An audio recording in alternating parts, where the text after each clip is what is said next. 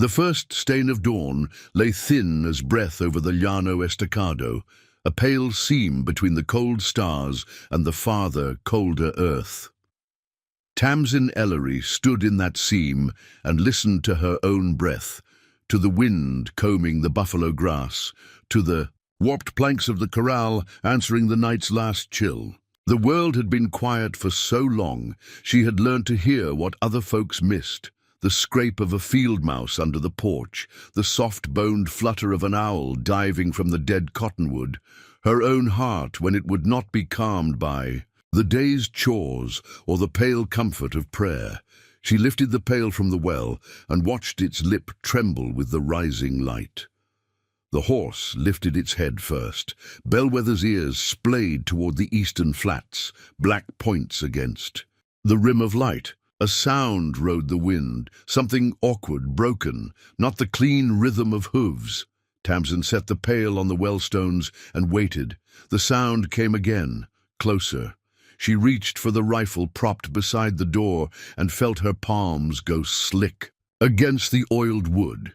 It was a morning like any other until the land told you otherwise. On this land, it told you gently if you were lucky and with blood if you were not. A shape broke from the grass, small, dragging. A boy, bare-backed and bare-legged under a short skin shirt, clinging to the ragged mane of a pony too young to be steady, too tired to refuse.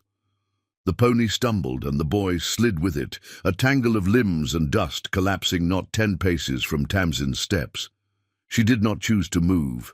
Her body did it for her. By the time she knew the rifle had clattered back against the doorframe, she was on her knees in the dirt, the boy's weight in her hands. He was lighter than he should have been. Heat lifted off him in waves. There was blood along his rib cage, dried brown in a fan over the skin and soaked dark where the wound refused to scab. An arrow shaved, broken under his shoulder blade.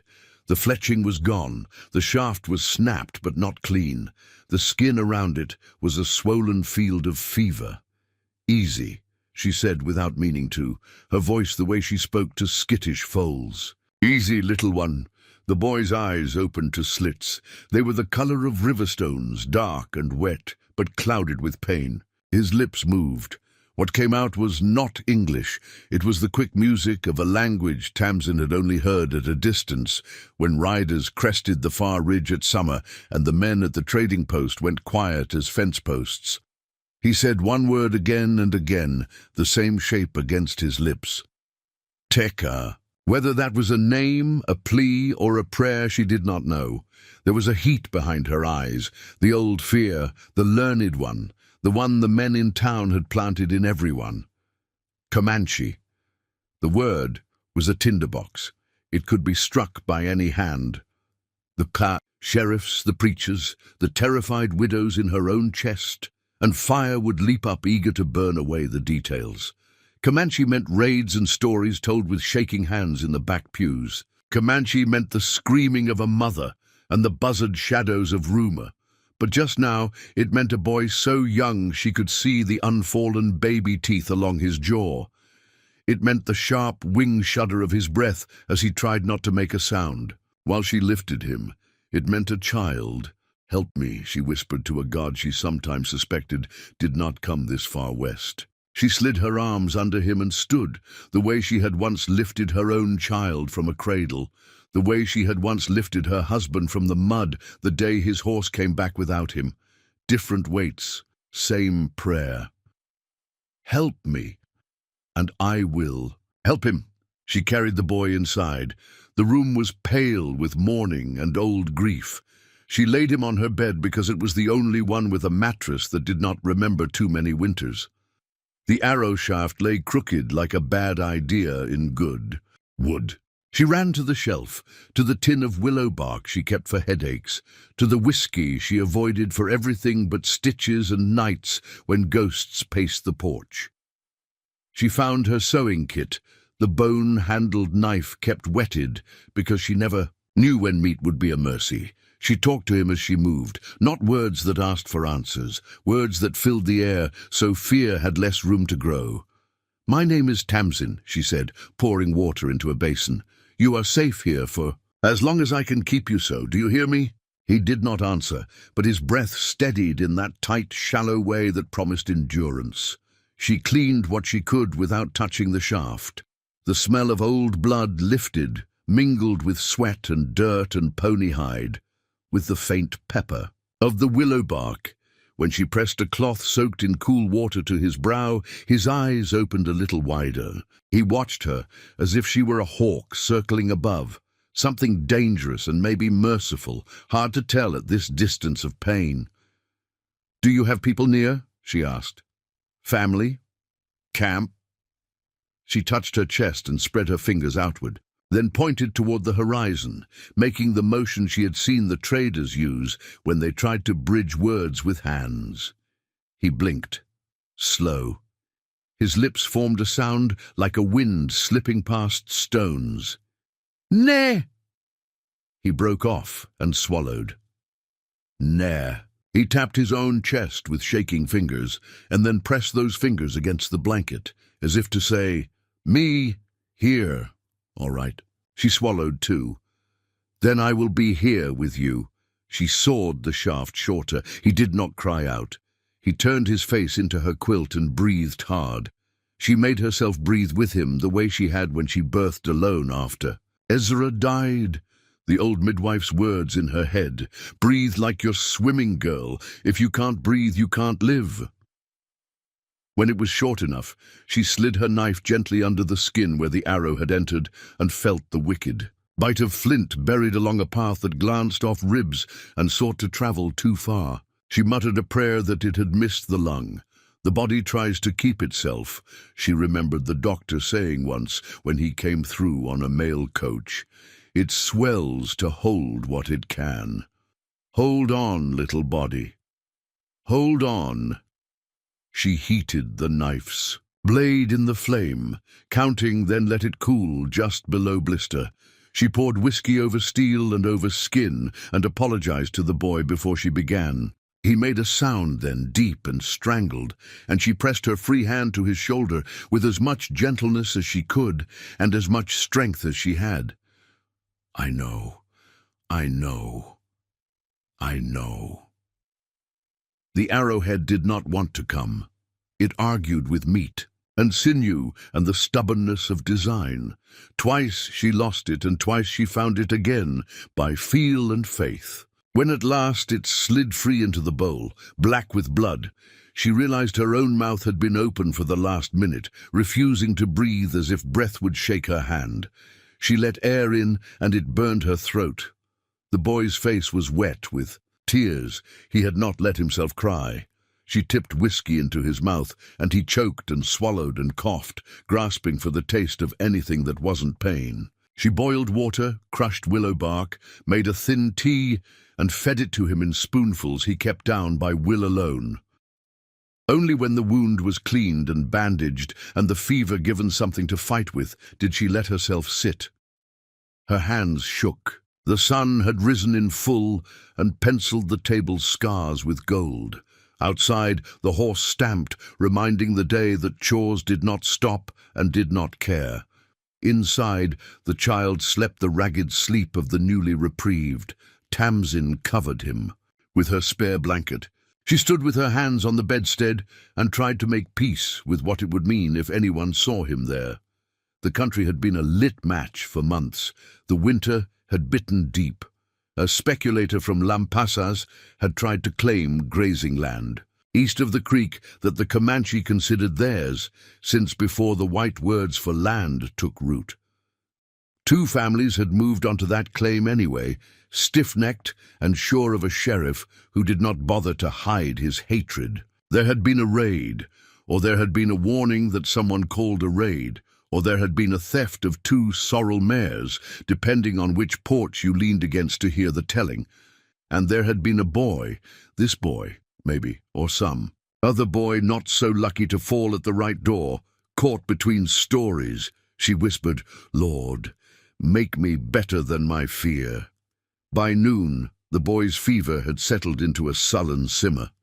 He woke once to sip water, his eyes uneasy until she lifted the cup and drank first. Trust is a trickle in a cracked land. You coax it along the grooves and hope it finds a path. She tended the pony next, young and scraped at the knees, ribs showing like the ribs of a dry river. A rope of grass caught in the pony's mane suggested a hurried tying and a panicked cutting. She brushed it gently, found 2 small thorns in its fetlock, and eased them free. She spoke to it as she had once spoken to the little girl she had taught in Ohio, before Ezra had said the word Texas with such bright eyes that she rode the wagon until her bones had memorized the pitch of the plains. "You did a brave thing," she told the pony, rubbing along its jaw. "Carry him that far on those legs. You did a brave, foolish, saving thing." In the afternoon, a cloud bank shouldered up to the horizon and made a threat of shade. The wind turned strange, the way it did sometimes in spring, as if the sky were practicing letting go. Tamsin shut the shutters and tucked the rug against the door and counted what she had. Half a sack of cornmeal, beans, 1 canning jar of honey she had been saving like a secret, and 2 jars of peaches sweetened with the sugar Ezra had traded. $3 for, because he said a man couldn't ask his wife to live where the soil bit if she couldn't taste summer in January. She opened the peaches. The boy woke to the scent and ate a peach slice as if it were a story he would tell his grandchildren by some far fire. When Thunder walked along the ridge, she built a low fire and put a kettle on, so the sound of boiling would be one more steady thing against the wider unsteadiness. The first sheets of rain came the way hard truths did, sudden and flat and undeniable. In the covered dark, the cabin turned small, safer. She listened for riders, even though no rider with a mind came in a storm like that. The boy slept with his face toward the wall. The bandage made a damp square on the blanket where the wound still wept. Tamsin sat by the bed and felt herself become the sort of still that isn't the absence of motion, but the full attention to one thing only: the rise and fall of a chest, the tiny wince when lightning spoke too loud, the way the lips parted when a dream turned toward comfort. At dusk, the storm moved on like a herd that had decided there was richer grass elsewhere. The air held that laughing smell the earth made when it forgave rain for being rough. She went to the door and stepped into the new quiet. The cottonwood had dropped a limb. The creek, which had been a hush, now chuckled. In the dirt outside the porch there were prints she had not made. She crouched and touched them. 3 sets of men's boots from before dawn, the edges already, a blurring in the downpour. The toe of one print dug deep as if the man who made it had paused right here and leaned. Tamsin stood and let the fear come properly, the way you let a skittish horse see you plain before you ask it to take saddle. She had not been watched. She had been considered. Someone had come in the night or the grey between, seen her cabin and weighed whether to push the door and take what they wanted. The storm had made a choice for them, or the sight of a woman's rifle inside the frame had. She looked toward town. It lay 7 hard miles east, a scatter of buildings that could be tender or cruel, depending on the hour and who had been drinking. If she needed a doctor, she could ride it. But she did not want to leave the boy. If she needed help, there was, and help that came with a price she did not like. The first night taught them a rhythm. He woke sweating. She wiped him down and fed him willow tea. He murmured in his language, and sometimes he formed new sounds as if rummaging through a trunk for the one that would fit. "Tamsin," he managed at last, soft and careful, and she sat straighter than any magistrate had ever made her sit. "You may call me that," she said, unable to stop the smile. "And you?" He touched his chest again. "Tekka," he said, and then made the same sign with 2 fingertips flicking outward like a swift-taking wing. She mimicked it. He nodded, a solemn ceremony. "Tekka." When he slept after that, she said his name under her breath as if names were threads, and the saying of them could stitch a body back together. The morning after the storm came raw and washed. Tamsin rose stiff from the chair and ate a heel of bread that tasted like the roof beam it had leaned against for 2 weeks. She was rinsing the cups in rainwater when she heard the creek talk in a way creeks don't. Voices. 2, then 3. Men. The words were half drowned by the water, but the laughter came through clear and easy in the way that made easy women go wary. She stepped out onto the porch with the rifle in her hands, the way another woman might hold a broom. She did not raise it. She let it be a truth in the scene, the way the well was, and the corral and the day.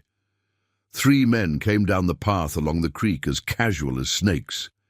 She knew 2 of them in that town way. You know the shape of a man before. You know his name, and what you know tells you if you should learn the rest. The first was Ephraim Coyle, who owned the freight team and sometimes gave the preacher winter wood, so the preacher would look away when Ephraim left the dance hall with a girl who had not danced with him. The second, his brother Abel, had 2 new for honest work. The third was a man Tamsin had seen only once, at a distance, with a badge that came on and off like weather. "Mornin', Miss Ellery," Ephraim called, smile like a spur. "Storm treat you all right?" "Same as anyone." She leaned her hip against the post. There was no way to keep them from seeing the extra horse in the corral. There was no way to keep them from smelling the sweat of a stranger's body on her linens if they stepped inside. So she made the porch her whole world and hoped they'd be too lazy to argue. "Ain't it a thing?" Abel said, feigning wonder at the bent cottonwood limb.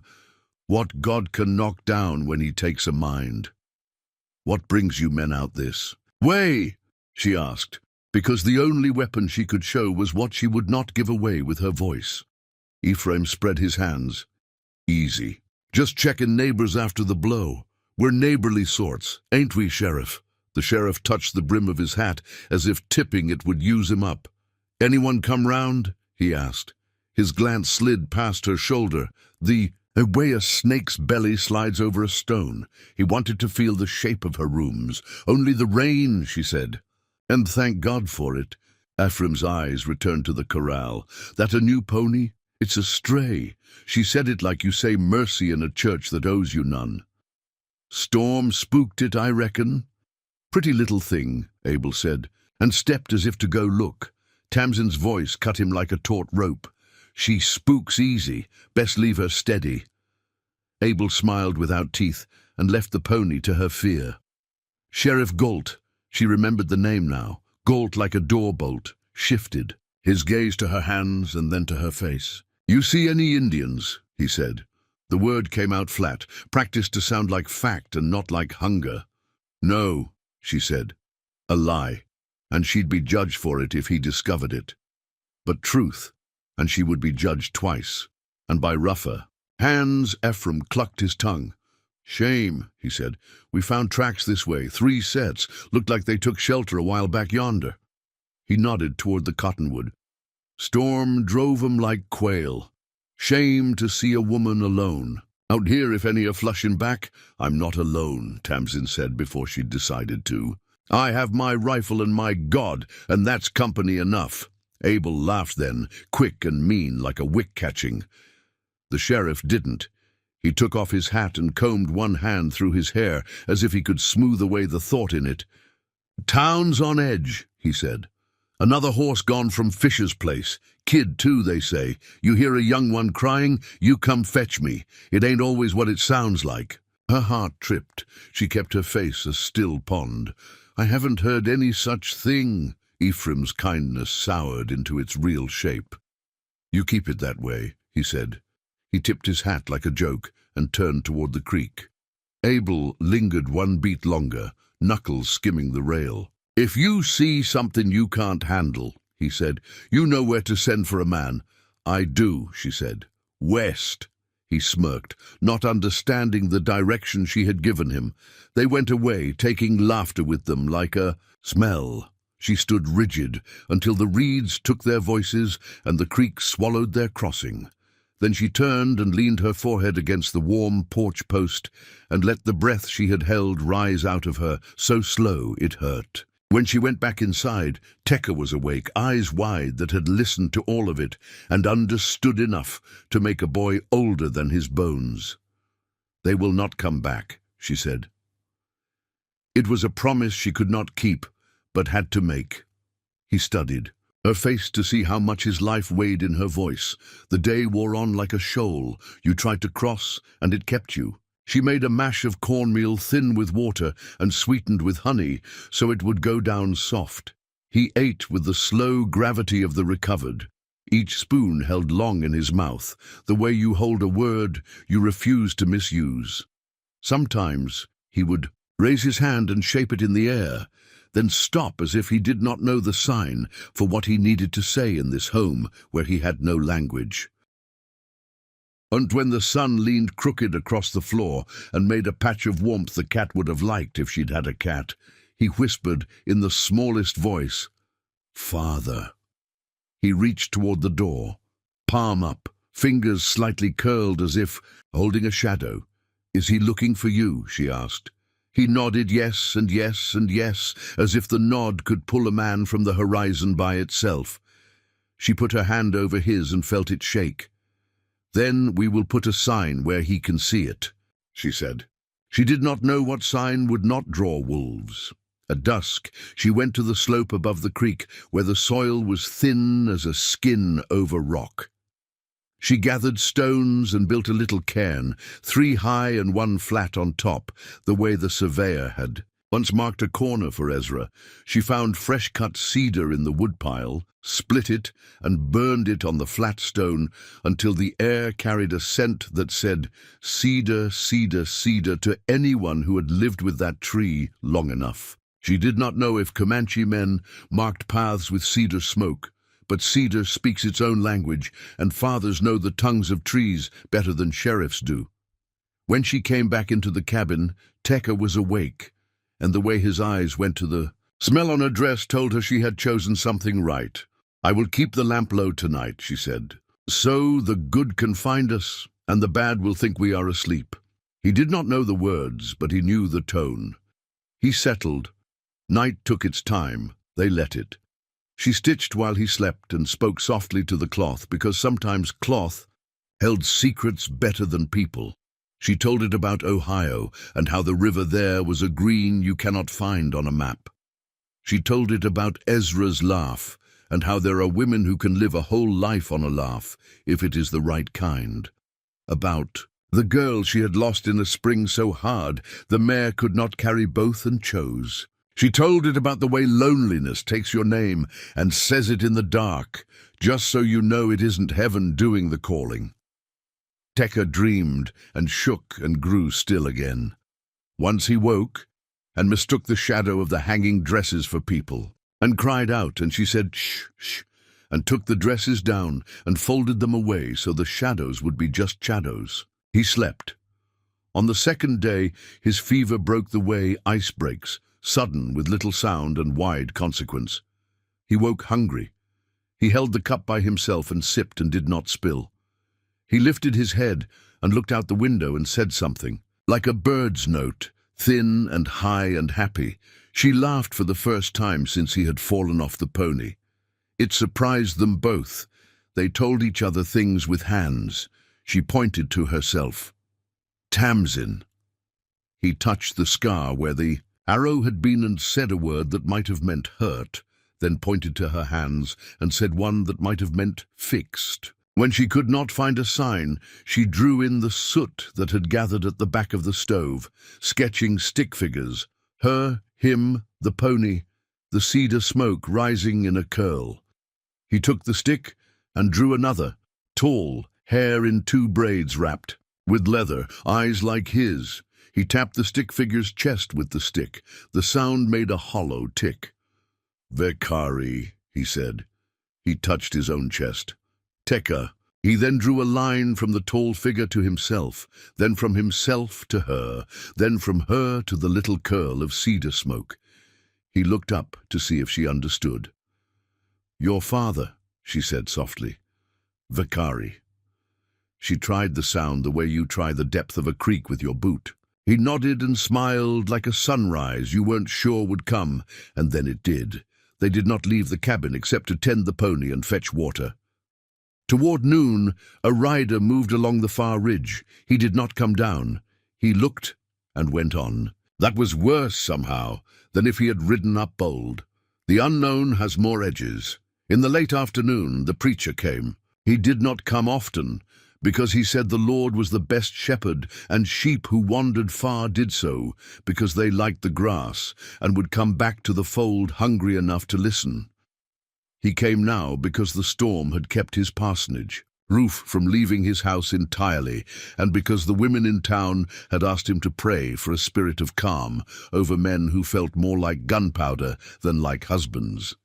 He was a small man with careful hands and a Bible he had made a cover for, out of Ezra's old saddle leather when Ezra died. He looked at Tamsin with the sort of concern that is half a question and half a plea not to be asked to answer it. "You well?" he said. He did not look past her shoulder. "Well enough," she said. She thought of pulling him in and showing him the boy and asking for the absolution of another witness to the truth of what a child is, no matter his name.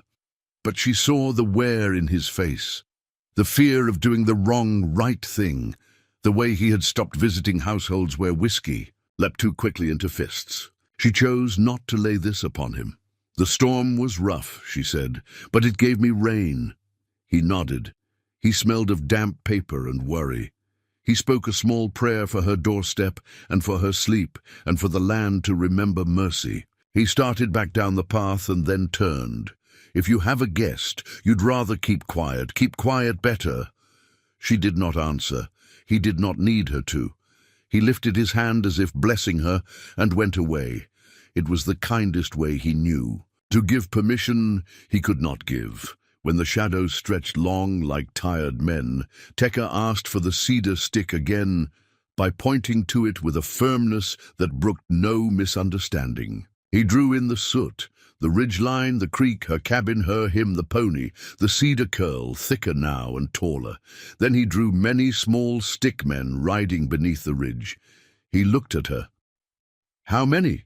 she asked, spreading her fingers. He held up both hands and then spread them as if showing corn sifted wide, the number beyond counting by fingers. He grimaced and shrugged, then pinched his hands to make a small space. He pushed that small space toward the drawing, toward the little cabin. 50. It wasn't exact. How could it be? But it was the story of the number. He tapped the cedar smoke, the curl rising. He tapped the cabin. He tapped dawn in the corner by drawing a little sun half behind the line of the world. "Dawn," she said. "Vakari?" He nodded. 3 days, dawn. She swallowed. Her mouth went dry. She thought of men who had sat cross-legged on the dirt outside her cabin and asked for water while their horses grazed, and the men with freckled hands in town had sharpened their knives on the names they called those men. She thought of the way stories became bullets when they left certain mouths.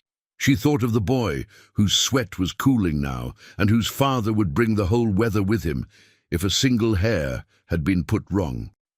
"Then we will be ready," she said. On the second night, Tekka woke from a dream like a fall and sat up too fast. The wound pulled. He made a small yelp that he swallowed. She was there with the cup before the sound died. He took it, and the water went down, and he was better.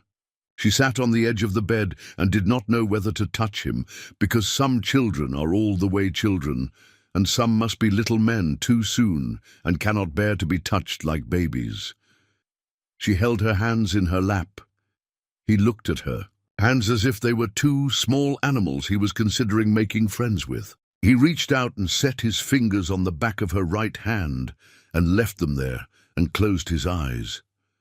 She let her breath go slow. "I had a daughter," she said softly into the dark, breaking her own rule about the past.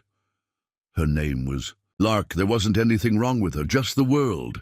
I tell you that so you know, I know how to sit quiet with a child who hurts. It's not about making it stop. It's about letting the hurt get smaller by being seen. He didn't understand the words, but after a while he slept with his hand still on hers. On the third morning, wind chased the night's last cool into corners, and the sun came up like a coin gambled by a man who had nothing else to bet. Tamsin rose before it and checked the bandage. The skin around the wound was angry, but no longer wild. The heat in it had the temper of a thing that would heal.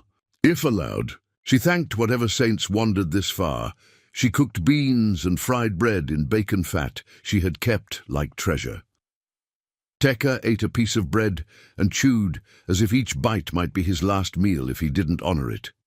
He gestured toward the ridge again. Dawn tomorrow, she thought, dawn. She would need water, wood, a mind that didn't run out of her like a spooked colt. She went to the creek with the buckets. Bellwether followed, good as a dog. She knelt and dipped the bucket and watched the minnows scatter.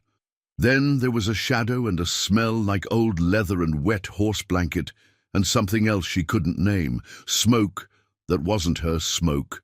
She looked up slowly, bucket dripping. A man sat his horse on the opposite bank. He was not white. He was not a boy. He was not dressed for town or for raids that wanted trophies. He wore the kind of quiet a hunter wears. He had an old scar along, his jaw like a pale river, and his hair was braided with bits of copper that caught the sun like a small sunrise of their own. He watched her the way a man watches a thing that could either heal or ruin his life. Her throat tightened. She set the bucket down gently, as if it were a sleeping infant. She did not reach for her rifle because the rifle was on the porch, and that was both accident and providence. She raised both hands, palms out, the way the traders did when they said, "I bring no harm, and I wish to keep all that is mine." He did not move. His horse blew softly through its nostrils. After a long moment, he lifted one hand and drew the air toward himself, a single pulling gesture, as if drawing a string that connected the two banks. It was not a demand, it was an invitation.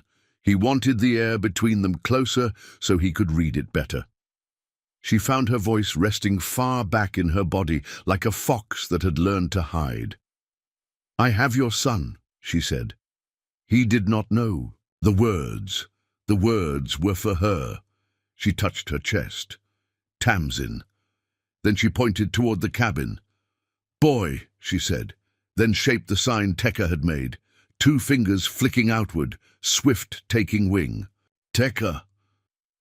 She said the name like a precious thing. She placed it in the air for him to take. Something changed in his face like a curtain stirring. He made a sound low enough that the creek had to bend to bring it to her. He turned his horse, vanished upriver, and was gone so quickly the minnows had not returned to the shadow his horse's hooves had made. Her knees went weak. She did not realize she was shaking until the bucket sloshed. She finished filling it, slower than before, and walked back with Bellwether touching her elbow lightly with his nose now and then, as if to say, "I am here. You do not walk alone." She told Tekka nothing. There was nothing to tell that would make him safer, and everything that would make him more restless. He sat up a little, watched her move about the cabin, the way a boy watches a mother move in a kitchen, and knows things will be all right, even if supper is only bread and a boiled egg. In the late light, Ephraim came again, alone this time. He had a new angle to his smile, the angle of a man who has stepped a little closer to the fire and wants to see if you will step back. "Evening, Miss Ellery," he said, as if evening were just a time of day and not a place men made to do things. They wouldn't try under the noon sun. "Evening," she said. She left the door half-closed behind her so he could not pick at the edges of her privacy, the way a raccoon picks at chicken coop wire. "Town's curdled," he said cheerfully. "Sheriff's rounding up a posse for the morning.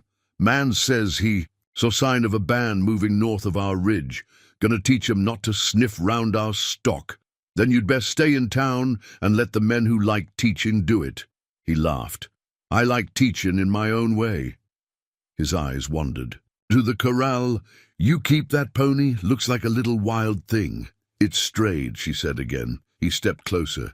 You know, I've always admired a woman who keeps her own company. Strong, stubborn, but the world's shifting. You ought to let someone like me look in now and again. Check your fences. Check your needs. I have what I need, she said levelly, and if I find I don't, I'll let the sky know before I let you. Something mean flickered. You know, folks talk.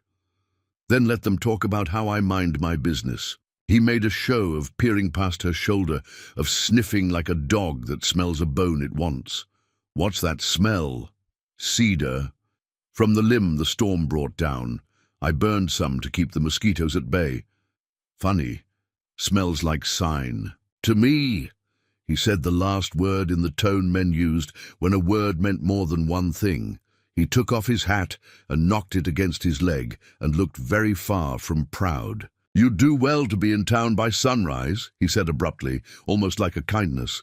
Doors shut, curtains drawn. The sheriff don't arrest what he can't see. I have a sick calf, she said, and made her face ordinary with the effort it took. Can't leave. He read the lie the way a coyote reads the wind. His eyes rested on her mouth as if the last word might linger there for him to lick. Then may the Lord keep you, he said.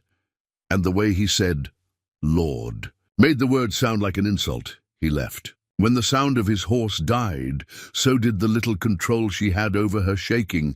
She shut the door and barred it and sat down hard and put her head in her hands and laughed once, a single bark, because sometimes you laugh where you might cry if you had more hours to spare for crying. When night came, she did not light the lamp. She moved by memory. Tekka slept, then woke, then slept again. Each time he woke, she put water to his lips and let him find the place where rest lives.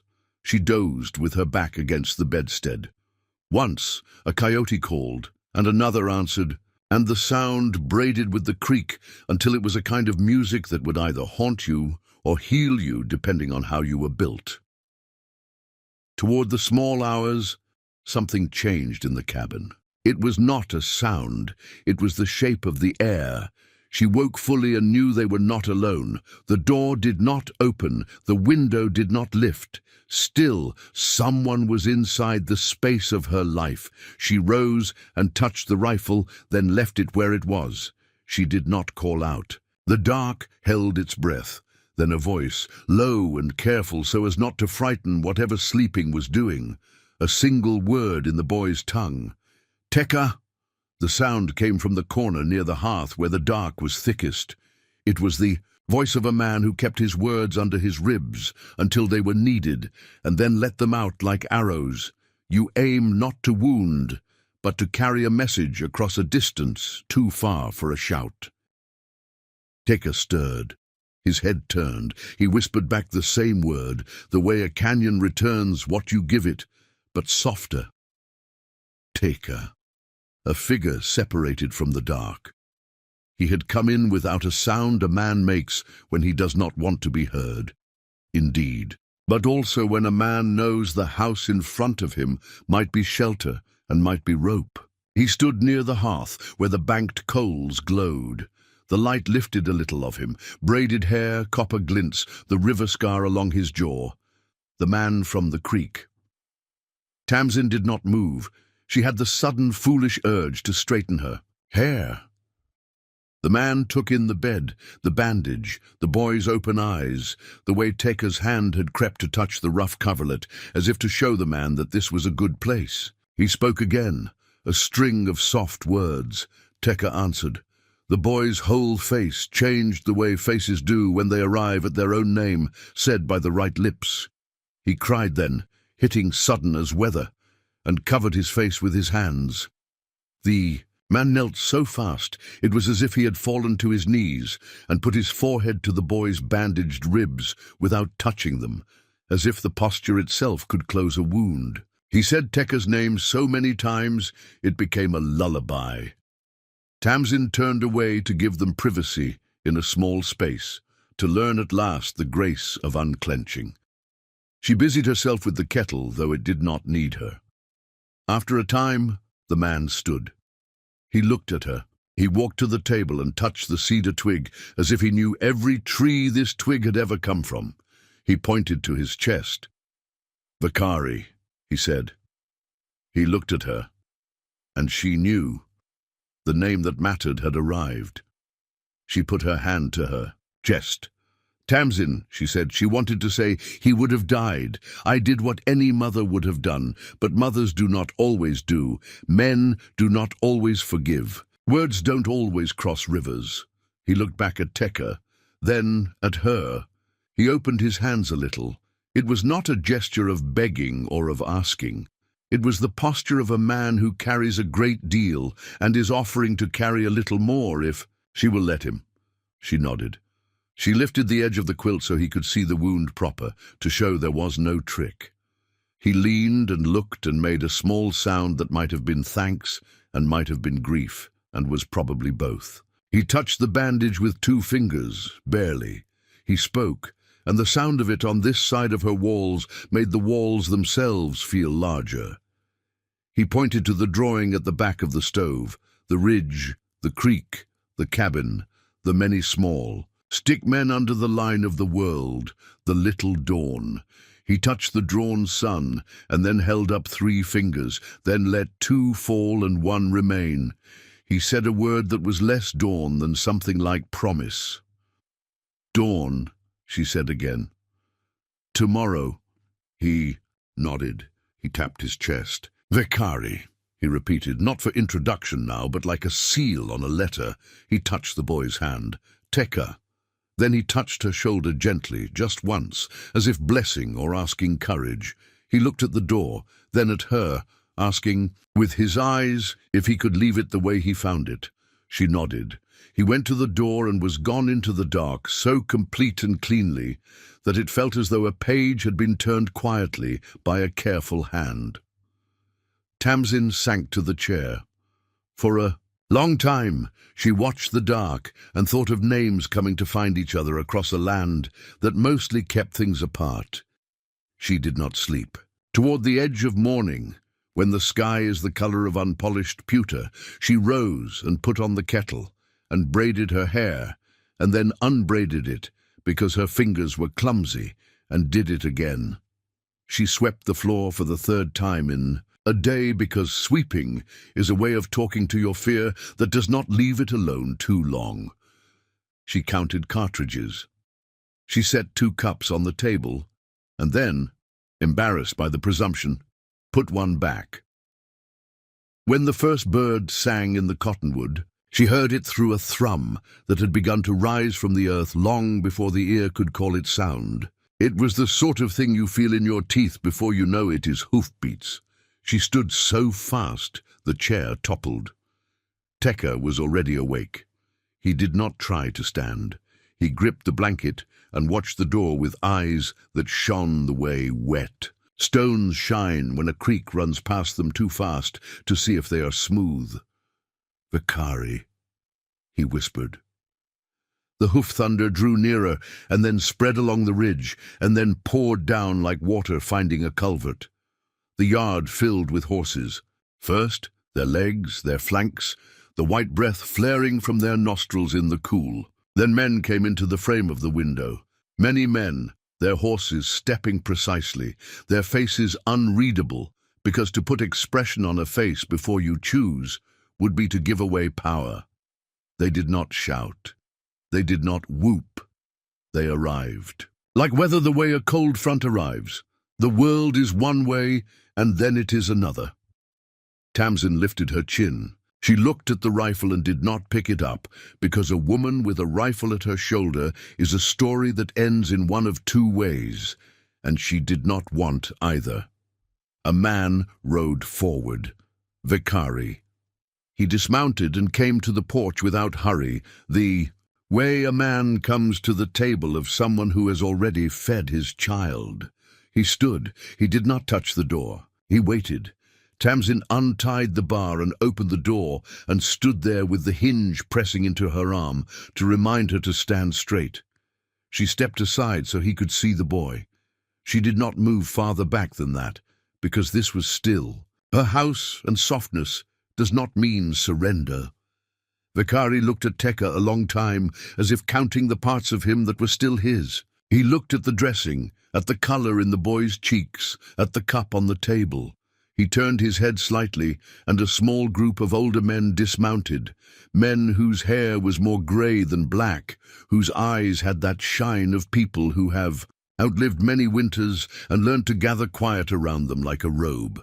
They came to the porch and stood behind him, not crowding. One of them carried a small bundle, wrapped in leather and tied with a simple knot. Vikari spoke. The words were like a creak in thicket, soft, insistent. He said her name at the end, as if to show he knew how to hold it. Tamsin. Then he lifted his hand, with the palm facing himself, and drew it down slowly, a gesture of weight being set down, of something submitted into the world between them. He pointed to Tekka, then to his own heart, then to her. He said more, and at the end of it, the older man with the bundle stepped forward and untied it and folded it back. Inside was a medicine, not the sort the doctor carried in vials, but the sort that is plant and prayer together. There was bone, carved, smoothed by fingers, wrapped with a strip of red cloth. There was a small pouch of powder that smelled like crushed summer. The old man looked at her and at the dressing and then at the fire and then at the kettle and made a small motion asking permission. She nodded. He stepped into her kitchen as if stepping into a chapel, respectful at home anywhere that work is. Done in hope, he set the bundle down and took out a little bit of the powder and mixed it with hot water and something he drew from a tiny bladder that Tamsin did not recognize. He ground it with the end of the bone tool and made a paste, and then looked to her again. She lifted the bandage. He nodded approval at the neatness of the cut and cleaned it with hands that had done this too many times for too many boys. He applied the paste gently and covered it with clean cloth. Tekka made a small sound and then eased. When this was done, Vikari spoke again. He looked at Tamsin and put his fist to his chest once and then opened it toward her like a bird released. He did not smile exactly, but something in his face said, "My gratitude is a thing that does not need your language to stand upright." She nodded because if she tried to speak, she did not trust her voice. "He is welcome," she said anyway, because the mouth makes its own courage sometimes. Behind Vikari, the men on horseback shifted like a field shifting when the wind changes mind. The horses' ears pricked. From the east, the town way, the sound of other hoofbeats came, thinner but angry in their rattling. Tamsin's heart fell and flew at once. Vikari turned his head. He did not reach for a weapon. He stood calculating. The older men looked at one another without moving their mouths, and then at him, and the whole arrangement of them told her that a decision was being made with more history in it than she could know. The first shout came jagged across the creek, like barbed wire thrown ahead of men. "Sheriff's men, show yourselves!" After it, Ephraim's laugh, like somebody kicking over a bucket to hear the sound. Tamsin's stomach hollowed. In the yard were 50 mounted warriors, who had come not with lances lowered but with hands loose on reins, who had not whooped or thrown any man's fear back into his face. On the ridge to the east would be men with new hats and old hate, and a sheriff who had made himself a lid for the pot that town was, and this lid was coming off. Vikari looked at Tamsin. He lifted his hand and held 2 fingers very slightly apart, the same small space Tekka had made over the drawing when he meant 50.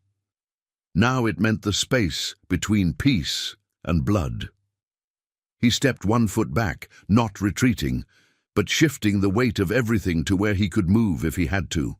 The older men arranged themselves like stones at the edge of a river. The younger men on their horses drew nearer, but even then they did not shout. One horse blew and pawed at the ground once, and then stilled, as if reminded of a schooling long. "Given, Sheriff Galt," Tamsin called, stepping onto the porch. "There's a wounded child in here. Don't turn this into a graveyard." "Oh, we heard," someone called back, voice fatty with triumph. Abel, we heard you had a calf. Figured we'd come milk it. The men behind him snickered. Vakari's jaw tightened, the scar along it whitening. He looked at Tekka, who watched him as if the whole world were the span of his father's face between brow and mouth. Vakari lifted his chin a fraction and said something that moved down the line of mounted men like wind moving through prairie grass. No push, all sway. Galt's horse crested the rise, badge catching the light. He saw the yard full. He had not expected so many. You could tell by the way he sat back and then forward and then squared himself like a man who doesn't want the thought inside him to show on his shoulders. By the authority vested in me, he began, and Tamsin felt something inside her snap, because men loved that phrase the way they loved whiskey, and it did the same thing to them. She stepped off the porch. She did not know she was going to, until her boot found the dirt. The space between the two lines of men felt like a hallway in a church, where two funeral processions had met by mistake. She walked into it, her hands open, her heart beating so hard it felt like it had moved up, into her mouth, to see what her mouth would do. "Sheriff," she said, "this boy will be leaving my house with his father, who has come to take him home. You will let it happen, and you will go back to town, and you will tell the men there that a woman in a cabin did not need them to make her safe." Galt stared at her, as if she had laid a rattlesnake on his saddle. Ephraim laughed. "Listen to her," he said. "Got herself a whole tribe for a dowry." The warriors behind Vakari did not move. That stillness hung like a blade. "Step aside, Miss Ellery," Galt said. "You don't know what you're standing between." "I know exactly," she said. "There is a child on that bed. If you fire a shot, whatever it hits will not be what you meant." Galt's mouth tightened. Abel shifted in his saddle, fingers twitching near the trigger of his fancy carbine, like a boy scratching at a scab. He can't leave. Somewhere farther back a horse sidled, hoof ringing against stone. The world held its breath the way a creek holds ice. Vakari took one step forward. The old men moved with him, a measured tide. He raised his hand, palm outward, in that same gesture of weight being set down. To Tamsin's astonishment he spoke in English, rough and careful, the words placed like stones in a river so they would not sink. "Your men, go," he said. He tapped his chest. "We leave. Dawn. Peace." He lowered his hand then, and there was no threat in it, but there was a line drawn in air with a finger that would not be erased by a drunk man's joke. Galt blinked. The wild thing in his eyes looked around for a place to land, and could not find one. Ephraim did not blink. He leaned forward and smiled, and the smile made Tamsin colder than the creek in January. "You can say peace all you like," Ephraim said, "but we're keeping what we find." He turned his head and spat, and then lifted his rifle and sighted it not at Vakari, not at Tamsin, but at the small copper charm braided into Vakari's hair, as if to say, "I can pluck the sun itself off your scalp." Tamsin did not think then. She moved. She stepped between the muzzle and the man. The round black mouth of the gun looked like the well when you lean over too far. Her hands were empty. She could feel 20 different futures tugging at her hair like a mean wind. Behind her in the doorway, a small voice cried out one word like it was the only word the world had. "Father!" The sound struck Galt's horse, and the horse tossed its head. Abel's carbine twitched with the movement. Vakari's men shifted. The old man near the hearth lifted his head. The cedar curl on the little drawing on the stove seemed to lift too, as if the soot had learned how to breathe. "Don't," Tamsin said to everyone at once, and to God, and to the part of herself. And they wanted to run so badly her legs ached with not doing it. A horse in the back line squealed, kicked, and in the moment of its backward step, a rifle clacked in a way a rifle should not if peace is to hold. The next heartbeat was a cliff that offered no path down and no path back up. Before we jump back in, tell us where you're from. If this story moves you, please subscribe. Tomorrow, I have a special story for you. A metallic snap cracked the air, the nervous clack of a carbine's lever jostled by a skittish hand, and for an instant every living thing held still, as if the world itself might shatter at a breath. A horse squealed, half rear and half stumble. The carbine's muzzle jerked. Tamsin saw the fat black mouth of it swing, and she did not think. She stepped farther into its line, shoulders squared, hands empty, as if she could fill the barrel with her will. The shot never came. Instead, the rifle leapt in Abel Coyle's hands as if bitten. A feathered shaft hissed between Tamsin and the gun and struck the carbine's wooden forend with a hard thunk, jamming the lever mid-stroke. The arrow quivered, pinning the gun and Abel's nerve in the same heartbeat. A rider among Vicaris. Men, a boy no older than the fear in Tamsin's stomach, had loosed it from the hip with a casual grace that looked like mercy and felt like warning. "Hold!" Sheriff Galt barked, voice cracking on the single syllable. He hadn't meant to say it. The word tore out of him the way a man speaks when the ground goes soft under his horse, a command for balance as much as obedience. Ephraim turned in his saddle, glared at Abel, then at the line of quiet riders. "Trick shootin' won't save you," he sneered, but a ribbon of caution threaded his tone now. Vicari lifted one hand, palm out, and the young archer lowered his bow. The older men at his back did not so much as blink. "Sheriff," Tamsin said, tasting dust, "you saw. That boy break no law but to be hurt." She looked at Galt and let him see her fear the way you show a skittish horse your empty hands. "This is a doorway. Choose which side of it you'll live on." Galt's jaw worked. He glanced at the copper charm braided into Vicari's hair, then past Tamsin to the bed where Tekka's small body rose and fell, every breath a plea. The badge on his vest flashed once and went dull, as if it had taken a vote of no confidence in the man wearing it. Ephraim spat in the dirt. "Enough sermonizing," he said, sighting down the length of his rifle. Not at Tamsin now, not at Vicari, but at the quiet old man by the hearth inside Tamsin's cabin, as if cruelty chose the tenderest target by instinct. "We came for thieves." "Then look in a mirror," Tamsin said before she could stop the words. The shock of her own voice kept her standing. "You were the boots at my door 2 mornings ago before the rain washed your prints thin." She pointed with her chin to the dirt beneath the porch edge. "You leaned there and weighed my house." Abel's face tightened. "We were checking fences." "You were checking what you might unmake," Tamsin said.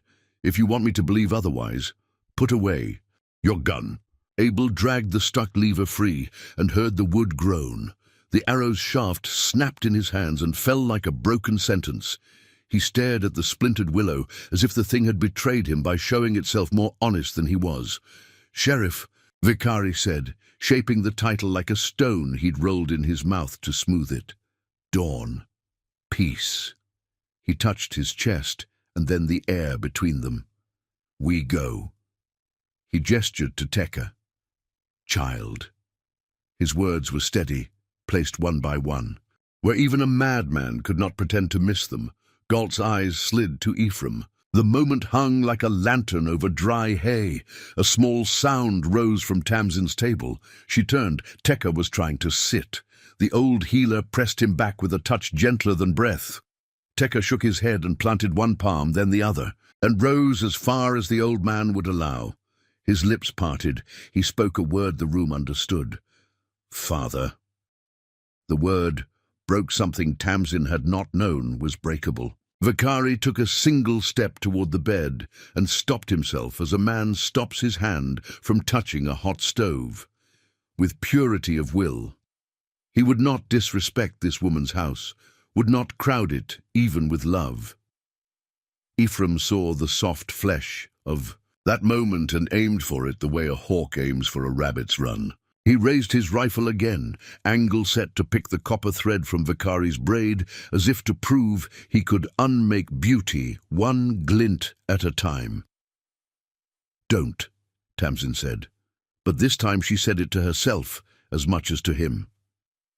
She reached into the bowl on the table and lifted the arrowhead she had pulled from Tekka's back. She held it up so the morning light found the edge. It was flint, yes, but not napped in the old style. It had a steel-scratched evenness, a machine-filed arrogance. The binding bit still clung to its notch, a sliver of blue-dyed thread, such as no Comanche woman would waste on a child's death. This didn't come from his people, she said. This came from a mercantile barrel in town. She turned the head and let its false symmetry cut the air. You selling these now, Ephraim? Abel. The brothers' faces shuttered without meaning to. Galt saw it. His nostrils flared with something like relief and shame, fighting for the same seat. He'd wanted an excuse to be decent. Tamsin had offered him one, fashioned out of a child's pain. Galt murmured. Put it down. Ephraim's smile didn't move. You gonna tell me how to hold my own rifle now? His gaze skipped past the sheriff as if the man were a fence post. Woman's bewitched you, he said lightly, but the word bewitched landed heavy in the yard, a match near tinder. Has her house full of red devils and you're preaching peace? The preacher's voice, thin but sharp, came from the trail like a quail's call. Peace is all we preach when we're worth our salt. He had run the last stretch, hat in his hands, eyes bright with terror and decision. Ephraim Coyle, if you fire that gun today, you'll carry the faces of every widow in this county to your grave. Ephraim's laugh was dull. I ain't carrying any widow I didn't choose. Vicari's hand lowered from the peace sign to rest near the hilt of a knife. It wasn't a threat. It was a truth. The body remembers the weight of tools that have kept it alive. His gaze never left Ephraim. Tamsin saw then the shape of the line that had been drawn, and how thin a thing a woman's breath was to stand on it. Sheriff, she said again, softer now, because she knew men sometimes hear what they cannot when it is spoken like a prayer. Let the boy go home. She lifted the arrowhead higher. Find who sold this. Make the world larger by the size of that truth. Galt's mouth twisted into a man's first honest choice in a long time. He lowered his own rifle, slow as a sunrise. Men, he said, we're done here. Back off the ridge. That's an order. For once the word authority sat right in his mouth. Two of the posse turned at once, glad to be told to be good. Abel hesitated and then, stung by the sight of his brother's still-raised gun, twitched his reins and wheeled away with a curse. 3 others followed, hungry but cowed. Ephraim did not move. You'll wear this, he told Galt conversationally. They'll say you let a warband ride through a white woman's house. They'll say what their wives tell them to say, the preacher said dryly, drawing closer to Tamsin's porch. And their wives will hear I stood on this stoop and watched a sheriff choose sense. Ephraim's gaze slid to Tamsin. You picked a side. I picked a child, she said. It is not my fault which side the child was on. For the first time, something like respect slipped across Ephraim's face. Respect, or the grudging acknowledgement that some walls are taller than a man likes to climb. He lowered his rifle. Dawn, he mimicked Vicari. We'll be watching. If a chicken's missing from Fisher's yard by sundown, I'll come back with rope. He wheeled his horse with a flourish and spurred east. The sound of the posse receded. Silence came back, uncertain of its welcome. A western meadowlark tried a note and stopped, as if even birds waited for a signal. Vicari released a breath that had been a weight in the yard. He turned to Tamsin. He touched his forehead and then his chest and opened his hand toward her. Ha, he said, a syllable that sounded like thanks with the sharp edges filed down by use. He spoke to the old man, who nodded once, the nod of an elder who had watched a young man remember the path his father had taught him. Tekka sagged. The moment had used up what strength he had. The healer set his bundle on the table, unfolded a strip of red cloth, and sprinkled a pinch of the summer-scented powder into his palm. He held up 3 fingers to Tamsin and pointed to the kettle. She poured water. He made a tea and pressed it to Tekka's lips. The boy drank and sighed and slept as if sleep were a valley he had finally been allowed to lie down in. "Dawn," Vakari said again to Tamsin, softer this time. The word not a warning now, but a shared plan. He touched his chest. "We go." He touched her shoulder lightly and lifted his hand toward the creek, the ridge, the world beyond. "You?" "I stay," she said, though the word tangled with a surprising ache. She had not realized how quickly she had braided herself into Tekka's days, into the rhythm of willow tea and whispered names, and the sound a child makes when he trusts a blanket to be a place and not a trap. "This is my place." She touched the doorframe with fingertips that had learned all its cracks by heart. He studied her a moment longer than respect required. Something like a grief flew across his face and vanished. He nodded once. The warriors backed their horses away from the porch as quietly as they had come, leaving only Vakari, the elder, and another, a short, heavy-set man with scarred forearms and a laugh already waiting near his mouth, even on such a morning. He leaned against the porch post and let the porch learn the weight of a man who had learned to be still many times. When Tamsin carried out the basin to empty it, he pointed to the dropped cottonwood limb and spoke a few words. She did not understand, but Vakari did. He smiled a little and made a sawing motion with his hand. "Wood," Tamsin said. "Yes, I'll cut it before night." The heavy-set man laughed softly, shook his head, and tapped his own chest. He pointed to the limb again and to Tamsin's small saw hanging by a leather thong from a nail. Then he rolled his eyes exaggeratedly at the saw's puny teeth, as if the tool had personally offended him. Tamsin snorted despite everything. She fetched Ezra's larger crosscut, the one she rarely used because its handle bit a widow's palms. She handed it to him. He hefted it once, crooked his elbow to her in a mock invitation to join, and strode to the limb. In 10 minutes he had sectioned and stacked more wood than Tamsin could have cut in half a day. "Thank you," she said, and meant more than the wood. He thumped his chest with 2 fingers and grinned, then pointed at himself. "Morsa." He touched the stack with pride, then the sky as if logging his work with whatever God kept account of kindnesses done between people who had no words yet to share. Vakari spoke with the elder in low tones. When they finished, the elder took from his bundle a small braided thong with a bit of bone threaded on it, carved with a pattern so fine Tamsin had to squint to see it. He placed it on her table. Vakari tapped the braid, and then his heart, then Tekka's forehead, then her hands. He said a word that sounded like carry. She understood. The gift was a weight meant to be carried forward, not put on a shelf like a trophy. They left as dusk tugged the light down. Not far, only to the rise, where the grass bent in a shallow, wind-worn bowl. There they would keep a fire no brighter than a man's patience. They posted 2 riders on the ridge, and one in the creek bed, sliding like shadow among the willows. You could fail to see them on purpose and still be safe. Tamsin barred the door and leaned her head against the wood. Her palms still tingled from the sight of death easing away. She went to Tekka and brushed a curl of hair from his brow. The paste on his wound smelled now of minty sage and something darker, like rain in mesquite roots. His breathing had deepened. She tucked the quilt up under his arm and sat watching him the way you watch a fire that can either go out or catch a roof.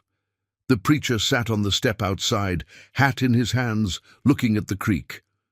"I am less brave than you," he said through the door, as if apologizing to the planks. "But I am more stubborn than my cowardice. I'll stay till dawn." "Then I am less alone than I feel," Tamsin said.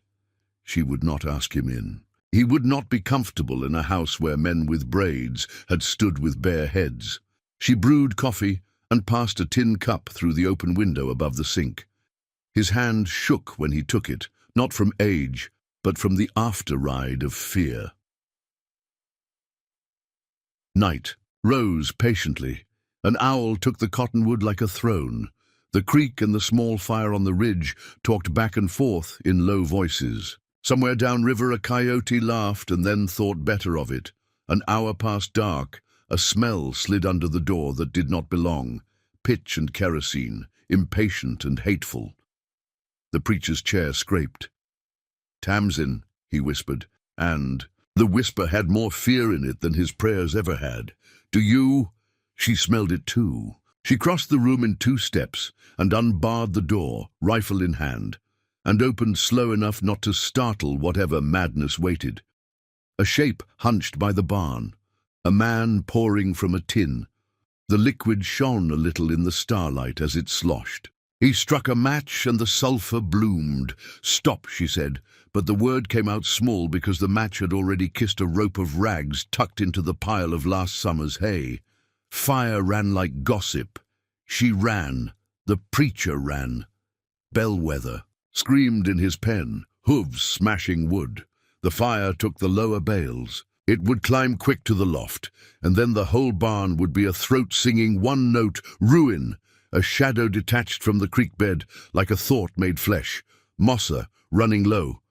He reached the pen, unlatched, grabbed Bellwether's halter, and hauled the horse clear in 2 jerks that looked like affection, if you loved hard enough. Another shadow appeared at the barn mouth, Vicari, silent as a warning. He seized the burning rags with bare hands, tossed them into the mud of the rutted yard, and stamped without a sound but the whuff of his breath. The preacher flailed at the flame with his coat and nearly set his sleeve on fire. Tamsin grabbed the water bucket and threw. Water hissed like a mean cat. Fire faltered. She ran for another bucket. The arsonist turned. Abel's face hung in the heat, stark as chalk, eyes wide with a child's regret and a man's meanness. He saw Vicari and yanked his pistol free, muzzle shaking. Vicari did not bother with a weapon. He stepped and caught Abel's wrist and twisted. The gun went off into the dirt with a puff and a sting, and then the gun was on the ground, and Vicari's knee was in Abel's back, pinning him like a boy pins a grass snake to admire its furious life. "Don't kill him," Tamsin said, breathless, the bucket heavy in her hands. She didn't know if she meant it because of the preacher, because of the law, or because she knew too well what it does to a soul to see one man choose another's end. Vicari glanced up, expression unreadable. And then he did not kill Abel. He found a rope on the penrail and bound the man's wrists with 3 neat turns and a knot that would outlast a promise. Fire subsided under their buckets and their boot heel grinding and the wet rags broken in the mud. The barn smoked like a smoker's cough, but held. The preacher sat down hard on the threshold, coughing, coat in his lap, turned to a damp, charred rag. Mosser stood with Bellwether's halter in one hand and patted the horse's cheek with the other, speaking soft foolishness syllables horses like better than sentences. Abel groaned into the dirt. "Galt will hang you for laying hands on me." His voice shook, the bravado sour. "He'll hang her for harbouring you." "Nobody's hanging anyone tonight," the preacher said hoarsely. "Least of all when it was your little lamp show that near took what she owns." He pointed his broken coat at the kerosene tin. "You'll be the one standing thin before the magistrate if I have breath left to testify." Vicari hauled Abel to sitting and propped him against the porch post. He squatted, forearms on knees, and looked into Abel's eyes long enough for the man to shift and look away. He said something in Comanche that sounded like the sound a river makes when it hits a stone that won't move. Even without words, Abel flushed the color of overripe peaches. Galt arrived 15 minutes later, hat askew, 3 men behind him, drawn by the shot and the light. He took in the rope on Abel's wrists, the mud-blackened rags, the scorch marks, on Tamsin's barn door, and the quiet, waiting line of bodies. Tamsin, soot-streaked, the preacher panting, Mosser with a hand still on Bellwether, Vicari barefoot now, his palms red from the rags but his face calm. "Hell," Galt said softly, the first prayer he'd sounded like he meant in years. "Abel?" Abel licked his lips.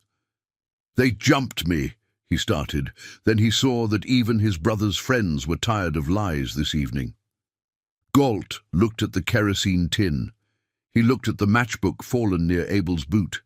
He looked at the dark smear of gunpowder on the ground where the pistol had coughed into dirt. He looked at the preacher whose eyes said, "I have never lied from a pulpit or a porch, and I won't start now."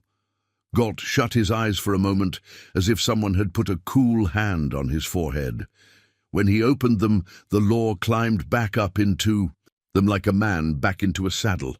"Cut him loose," he told Vicari quietly. "I'll take him." Vicari hesitated the space of a breath, the amount of time it takes to decide whether to keep a man's fate in your hand or give it back to his own people to measure. Then he nodded and slipped the knot free without making a show of it. Abel's shoulders slumped with the sudden lack of rope. He looked small in the porch light. Galt hauled him up and handed the ends of the rope to one of his men. "Jail," he said. "No talking. Ephraim will have his say, but he'll have it in daylight, where women can hear him." He turned to Tamsin. "I'm sorry." The word sounded like it had had to push past teeth that had never shaped it for her before. "I will put a man at your yard till sunup."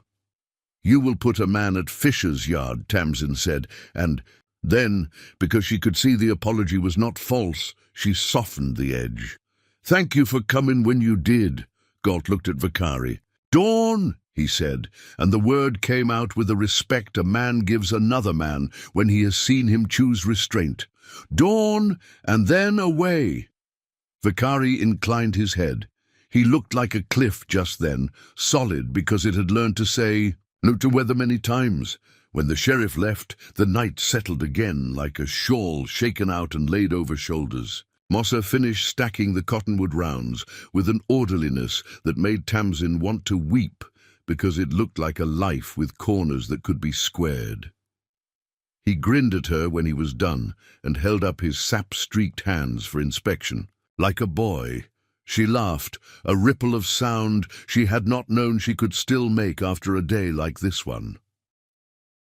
The preacher dragged a stool to the porch and sat with his back to the door, face toward the creek. "I will watch," he said simply. Inside, Tekka slept and did not stir at the raised voices or the smoke that had slithered in around the doorframe. Tamsin changed his bandage the way the old healer had shown her, palm cupped to his shoulder so her fingers would not pull on new skin. The paste smelled warmer now, as if the herb had married itself to the boy's blood and become a third thing, neither Comanche nor white, but something like healing. She set the arrowhead on the mantel. She did not do it to display a trophy. She did it so she would remember how the world had almost gone and how it had not. Near midnight, Vicari tapped softly on the doorframe. Tamsin looked up. He stood with his hands open, palms showing. "Talk?" he asked in English, adding a question to soften a word that could have sounded like an order. She nodded and stepped onto the porch, closing the door behind her so the draught would not trouble the lamp. They stood side by side, not quite touching, looking at the creek that had carried first fear, and then men, and then water, always water. He tapped his chest lightly. "Vicari," he said again, then made a small motion like drawing a line in the air and curving it. "Name means river that bends." He smiled a fraction, as if the joke had been made on him by some grandmother's humor long ago. Tamsin," she said, "means nothing but being my mother's stubbornness." She glanced at him. "She would like that you kept your hands from killing when you might have chosen different." He breathed a little laugh. "Hands want peace. If head shows." He tapped his temple and then the night. "Much death, long time. Child," he gestured toward the door. "We need him." "You will have him," she said. "Our dawn." The word was heavy and light both. He nodded and fell quiet. After a while he spoke again, more words than she had heard from him at once. "When he was small," he said, shaping the language like a man building a little bridge of sticks over a stream, "he run, always, like wind, like foal." He smiled fully, teeth flashing in the half-dark. "Mother say, tie him to tree." The smile dimmed. "Mother, gone." He opened his right hand and let it fall. Finished. The grief did not ask for pity. It did not even ask to be seen. It simply set itself down between them and sat without apology. "I had a daughter," Tamsin said, and did not add the rest because she had already told the dark and because she knew how to let griefs sit together without making a spectacle. "Lark." The name lifted and flew a little, and then came back to her shoulder and rested. "I know what it is to keep breathing when the body says there is no point." Vicari turned his head. "You have strong heart," he said, tapping above her breastbone lightly, as if reminding her where it lived. "Strong does not mean no fear." "No," she said, smiling without showing teeth. "Strong means taking your fear where you want to go, instead of letting it lead." He said, a sound of agreement that was part prayer. He lifted a hand then and held it near her shoulder, the way you might hold a lantern near a doorway. For someone walking through, he did not touch her. He did not need to. The light of the gesture was enough. They stood that way until the preacher coughed politely. It sounded like he had chewed 2 thistles on purpose, and said, "If you two are quite done speaking wisdom that would make a bishop blush to overhear, I could do with a dipper of water." Tamsin laughed and went to fetch it. When she came back, Vicari had ghosted into the willows again, as if he were another species of night animal the prairie made when nobody was watching. The hour before dawn is not a measure of time so much as a room you sit in. Time moves only when you shift your weight. Tamsin watched the window change shade from iron to tin to pewter. Teka woke once, his brow cool, and drank broth and slept again, with his hand flopped carelessly near hers like a small cat's paw. Tatusen, the birds said the first line of morning, and the eastern rim bled gold. Tamsin helped Teka to sit. His face had color. The healer arrived at the door like a thought that had been waiting its turn. He checked the dressing, pressed 2 fingers lightly near the wound, nodded, and tied a narrow leather strap across Teka's chest to bind his arm. In closer so riding would not pull the stitches. He looked at Tamsin. She understood. Walking would unmake what they had mended.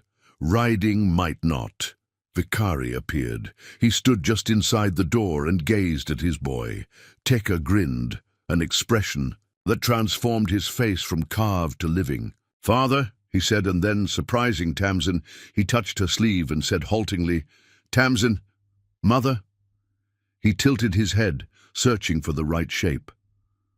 "Home." The word struck her with a physical force. She swallowed and made her voice gentle. "This is your home," she said, and touched his chest. "And this is too," she tapped his father's hand.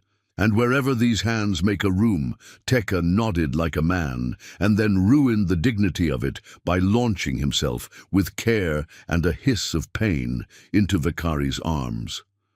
The elder made a soft clucking sound and adjusted the strap, and Teka laughed through tears and looked not at all like a boy who had almost died on a stranger's quilt 2 sunrises ago. They stepped onto the porch. The warriors spread, forming a cradle of horses and quiet bodies around father and son. The preacher stood with his hat against his chest, eyes bright. "Go in God's peace," he said, speaking to men who had not asked for his God, and yet might have recognized the shape of the word peace anyway. "And if you have none of that, go with mine." Vicari touched his forehead to the preacher's in the briefest of bows. The old man startled, and then laughed once, surprised into youth. "Well, I'll be," he said. "That's better than any benediction I've ever bestowed." Tamsin lifted Tekka into the crook of the saddle with Vikari and set his small foot where it should go.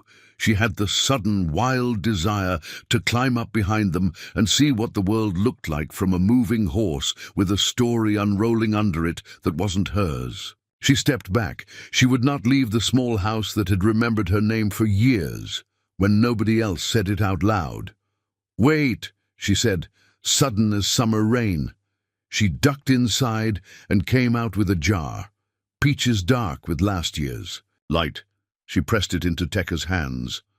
For the road, he cradled it as if it were a bird, and beamed. "Dawn," Galt's voice called from the ridge. "I'm keeping my word, woman, but the town's awake. Best ride north along the dry wash and not across the Fisher Road."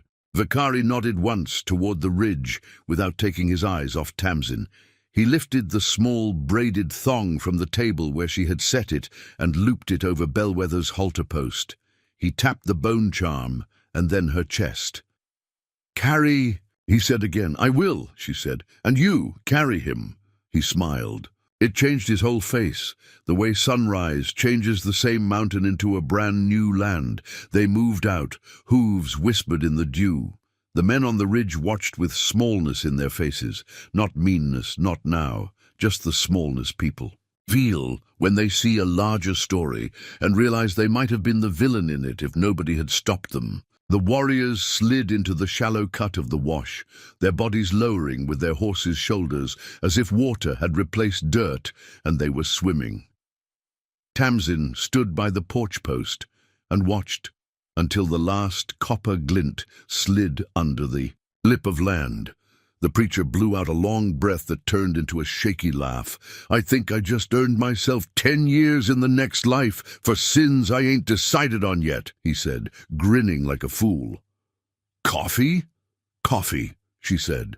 Her hands trembled. She poured and missed the cup and then hit it. They sat on the step and looked at the smoke scar on the barn and did not speak, because sometimes silence is a toast. The shot came from the Fisher Road, like a sentence pronounced halfway through a prayer. It snapped past her ear close enough to tug a strand of hair. A cry rose from the wash. Not Tekka's, thank God, not Tekka's. And then another shot, and the morning fractured. "Down!"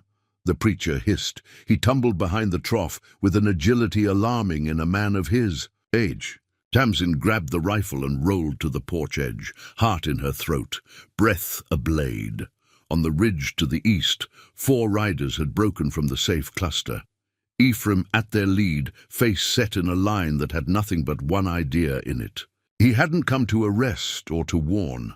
He had come to end something that had refused to be ended by him yesterday. From the wash, Vikari's hand rose once, flat, commanding, the gesture of a man trying to gather a storm to one place so it won't scatter. His men melted to either side of the wash like ink drawing a new shape. Tekka clung to the horn, eyes enormous, strap biting his shoulder, the jar of peaches still cradled against his belly as if the sweetness of it could hold the morning together. "Sheriff!" Tamsin shouted, throat raw. "Hold them!" Galt's answer was a curse and the drum of hooves. He spurred from the ridge, shouting orders his men obeyed as if their own mothers had given them. But the distance between good intent and bad action can be larger than a mile. Ephraim raised his rifle. Tamsin did not think. She stood.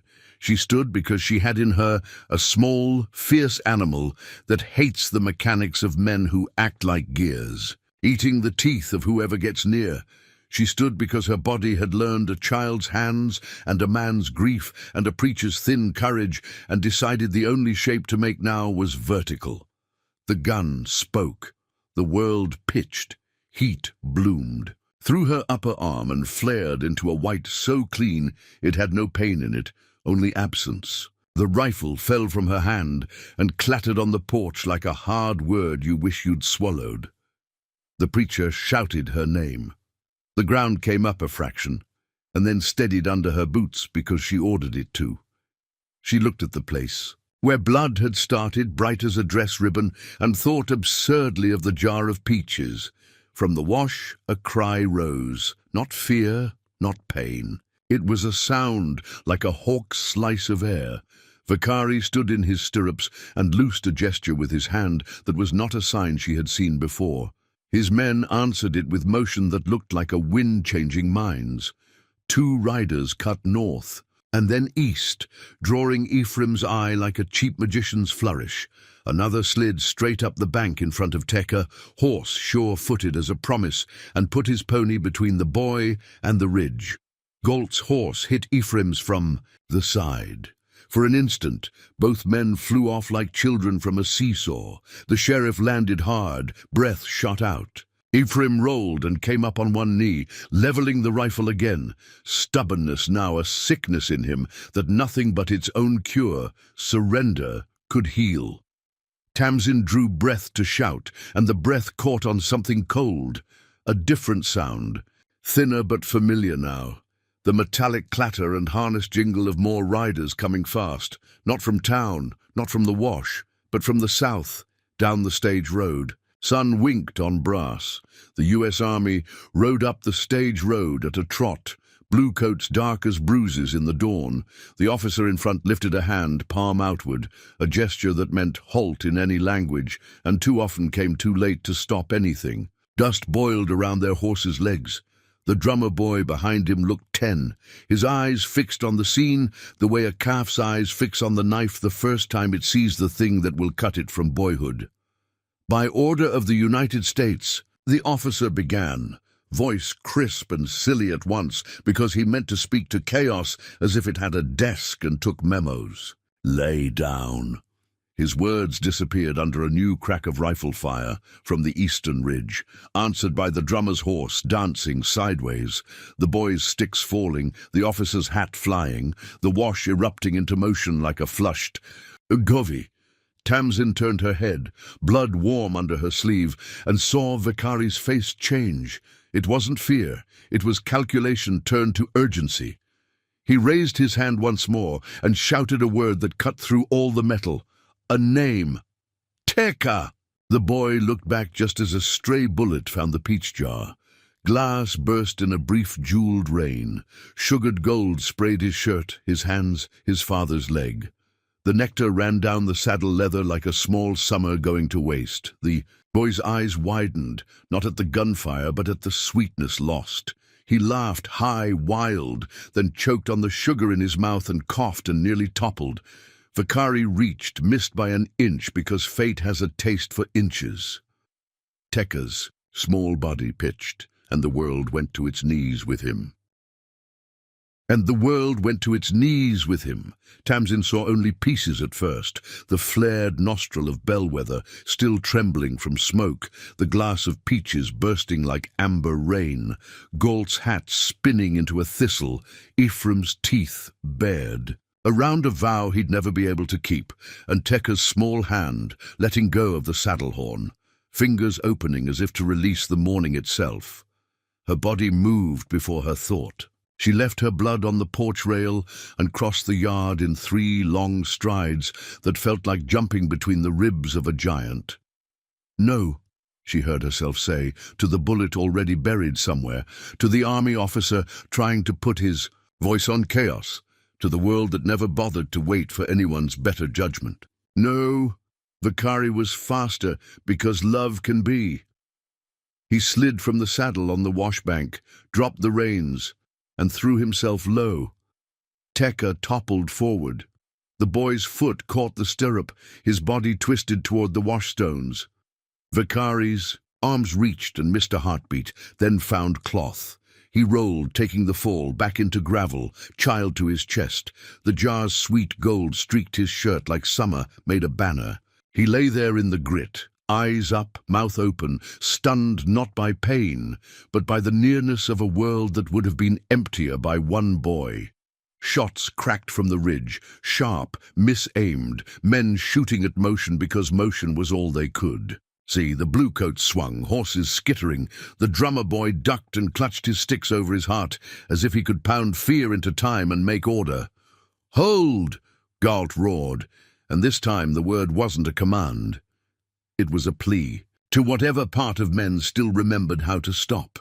He lunged for Ephraim and slammed him sideways into the thorn bush. The two of them tangled like bad intentions in barbed wire.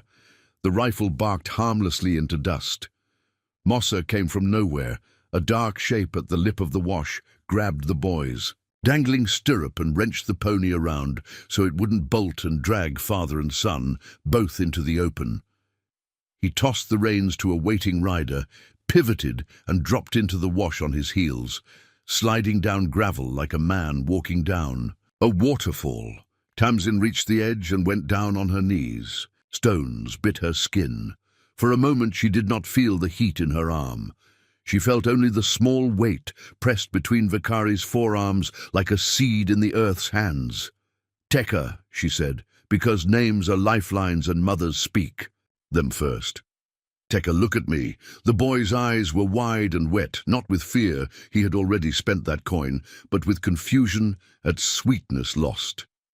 He coughed and spluttered and laughed again, helpless at the sticky surprise of peaches on his tongue. Then a wince folded his face. The motion had pulled at the stitches. Breath left him with a little noise like a trapped bird. The elder slid down the washbank and knelt in a posture that made the wash a chapel. He pressed his palm to the boy's ribcage above the strap and hummed 3 notes as steady as a kettle before it sings. He glanced up once at Tamsin, and in that glance she read 2 instructions. Do not move him. Breathe with him. She obeyed, both as if they had been commandments in a book she'd always meant to study and at last understood. The officer in blue reined in, eyes darting from the line of mounted Comanche to the sheriff to the wash. He shouted something about parley. The word fell out of the air and broke, too fragile for a morning that had learned to carry guns. "Down your rifles!" Gort bellowed, dragging Ephraim to his feet by the collar and shoving him into the grip of his own deputy. "Now!" It was not the law speaking. It was a man who had seen a child almost fall out of the world and had grown sick of the taste in his mouth. The bluecoats eased their guns. The officer's horse danced. The drummer boy blinked tears he would later call grit. On the ridge, 2 of Ephraim's remaining friends turned their mounts and trotted away, food for gossip later, not for legend. Silence gathered by the spoonful. The wind made a sound like a page turning. Tekka's breath steadied. Vicari lay back a little, propped on an elbow, the boy on his chest, as if to show the world the place where he meant to put his body between danger and the only thing that still mattered. He looked up at Tamsin. 1,000 words tried to climb into both their mouths and died there, unnecessary. "Your arm," the preacher said behind her, voice thin with worry. "Tamsin." She looked down at last. Blood ribboned her sleeve and dripped from her fingers into the washstones in polite separate drops, as if even her body had learned manners from a life of trying not to startle anything it couldn't calm. The sight made her suddenly sharply mortal. The world tilted. She set her palm flat to the stone to keep from falling into it. "I'm all right," she said, and meant that she could be later. "He?" She nodded at the boy. The elder made the small cluck again, checked the strap, pressed a thumb carefully along each stitch. He nodded once. He reached into his pouch, pinched out the summer-smelling powder, and rubbed a fleck between finger and thumb until it bloomed scent, then held his hand under Tekka's nose. The boy breathed it and sighed, eyes fluttering with the relief of a road made smooth underfoot. "Parley," the officer said again, voice steadier. He dismounted and came close, palms open. He was young enough to mistake the steadiness of his words for the steadiness of his heart. "No more shots." He looked at Vicari, then at Tamsin. We came looking for stolen stock, and to keep the peace." "The peace was here before you," Tamsin said, surprised at the evenness of her own voice. "It was nearly gone when you arrived." He flushed, the involuntary blood of a decent man stuck in an indecent job. "Ma'am," he said, and the word was honest in his mouth. "Sheriff?" He dipped his head toward Galt with a respect that also asked quietly, "What now?" Galt answered not with law, but with arithmetic. He looked at Vakari. He looked at the town road.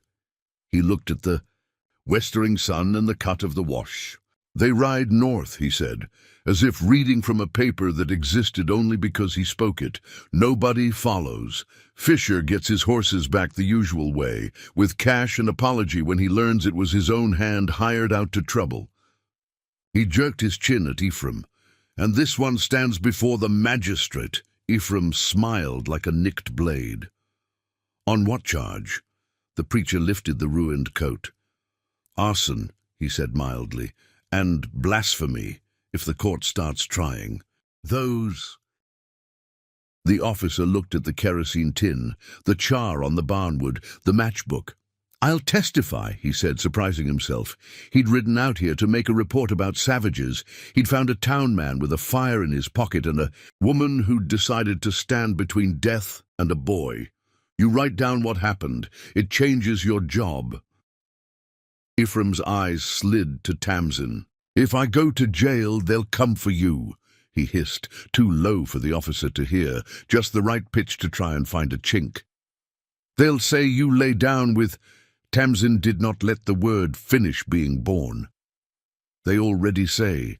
I talk to the wind," she said. "Let them add I learned its language." She smiled, small and without teeth. "There isn't much left in me that's frightened of what men say." In the Wash, Vakari got his knees under him with the slow care of a man rising while keeping a sleeping child asleep. Tekka stirred and clutched at his father's shirt. The peaches made his small hands tacky. "Sweet," he mumbled, and the word made something laugh at the back of Tamsin's throat, even as tears tried to muscle their way forward. Mossa whistled low. Two ponies slid into reach, sure-footed on the slick bank. One of Vakari's men took Tekka from his father's arms, with a reverence a priest might envy, and settled boy and strap and blanket into the pocket of the saddle. Vakari swung up behind him, arms making a wall around the boy's small fortress of ribs and stitches and stubborn life. He looked at Tamsin, and then at her arm.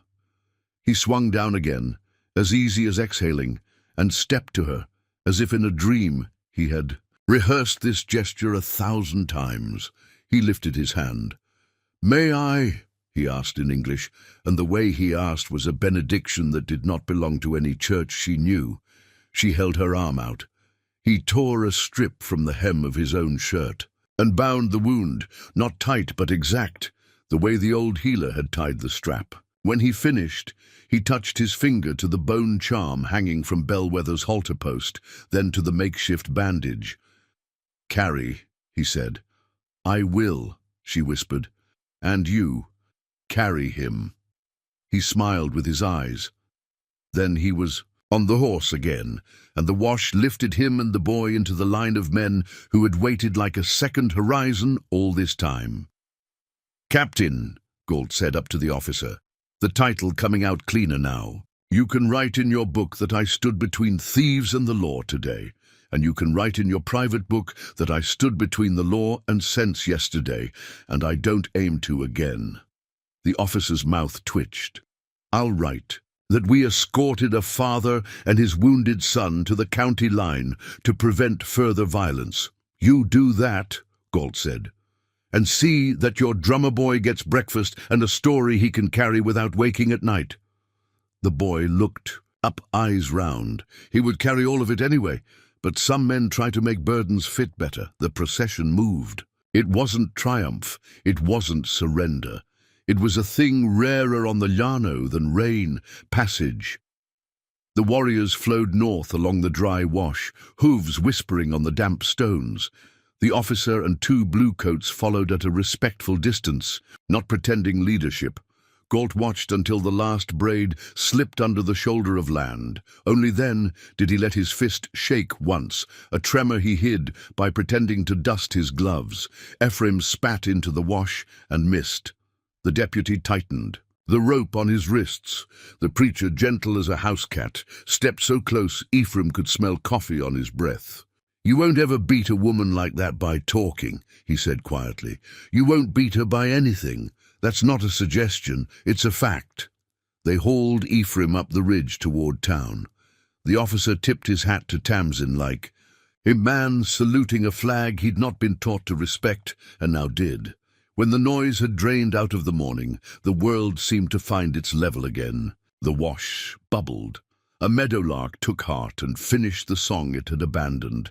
Tamsin stood in the yard and let her body remember the shape of itself. She put her hand on Bellwether's cheek. The horse leaned into the pressure and breathed. Her hair. She closed her eyes and felt tears leak down her face, like rain the earth forgives. Inside, the cabin waited with the patient air of a room that has decided to outlive every story told inside it. The elder had left a little twist of the powder on the table, wrapped in a scrap of red cloth, bound with a single hair-fine strip of leather. She touched it as if it might sing. She set it carefully in the tin where she kept the willow bark, and beside it she put the arrowhead, clean now, the machine-filed edges telling their shame, even as they shone. She sank into the chair. The room rocked for a moment, then steadied. The bandage on her arm throbbed. She set her palm over it and breathed the way the elder had told the boy to breathe, measured, stingy, unwilling to lend the morning any more of her panic than it deserved.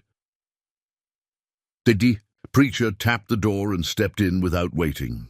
He had wiped his face and tried and failed to smooth the fear from his hair with his hands.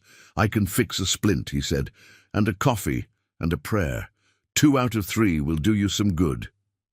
"Coffee," she said, smiling with one corner of her mouth. "Then the prayer. Save the splint in case my pride breaks later."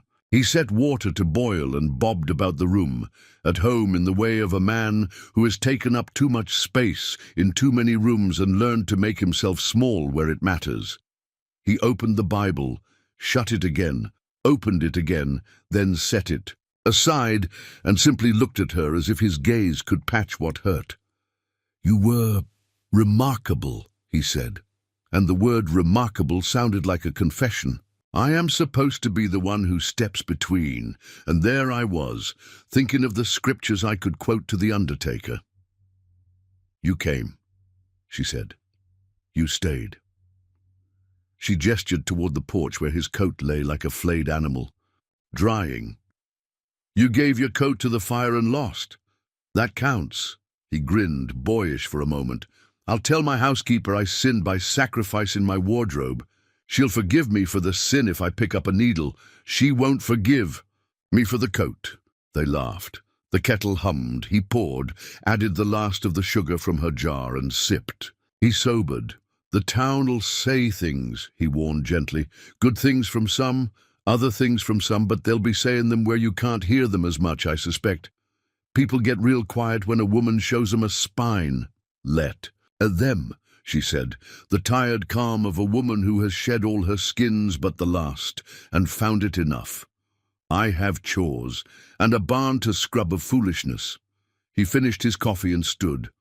"I'll bring boys to help with the scrubbing, the kind who need teaching that doesn't come from a book."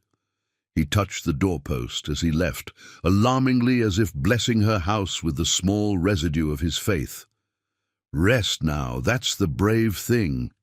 She did not rest. She tidied. She stitched the hem of the curtain, the way a person stitches when they cannot stitch the air. She returned the folded dresses to the peg that had scared Tekka. She laid a fresh cloth on the table, and in the center of it set a clean plate, as if setting a place for a guest who might one day come back, a boy who had learned the taste of peaches in a war. The day took itself back. Men rode by the road above, slower than before. The creek talked. A pair of quail trotted through the grass like 2 aunts late to church. She sat by the open window and let the light touch the place where the blood had dried on the floorboards, a single crescent where her hand had hit as she rose. She left it there. "There are stains you scrub, and stains you let teach you your own name. Toward evening, when the sky went that color it makes in Texas the day after fear, wider than any hand's reach, gentler than any lie, Galt came to the gate and stood like a boy in trouble outside his grandmother's kitchen, hat in his hands, badge dull with dust and the day's sweat. He did not step on the porch until she told him with her eyes that he might. "I locked Abel in the jail," he said. "Ephraim's been sending boys with messages like gnats. I'm tired of swatting."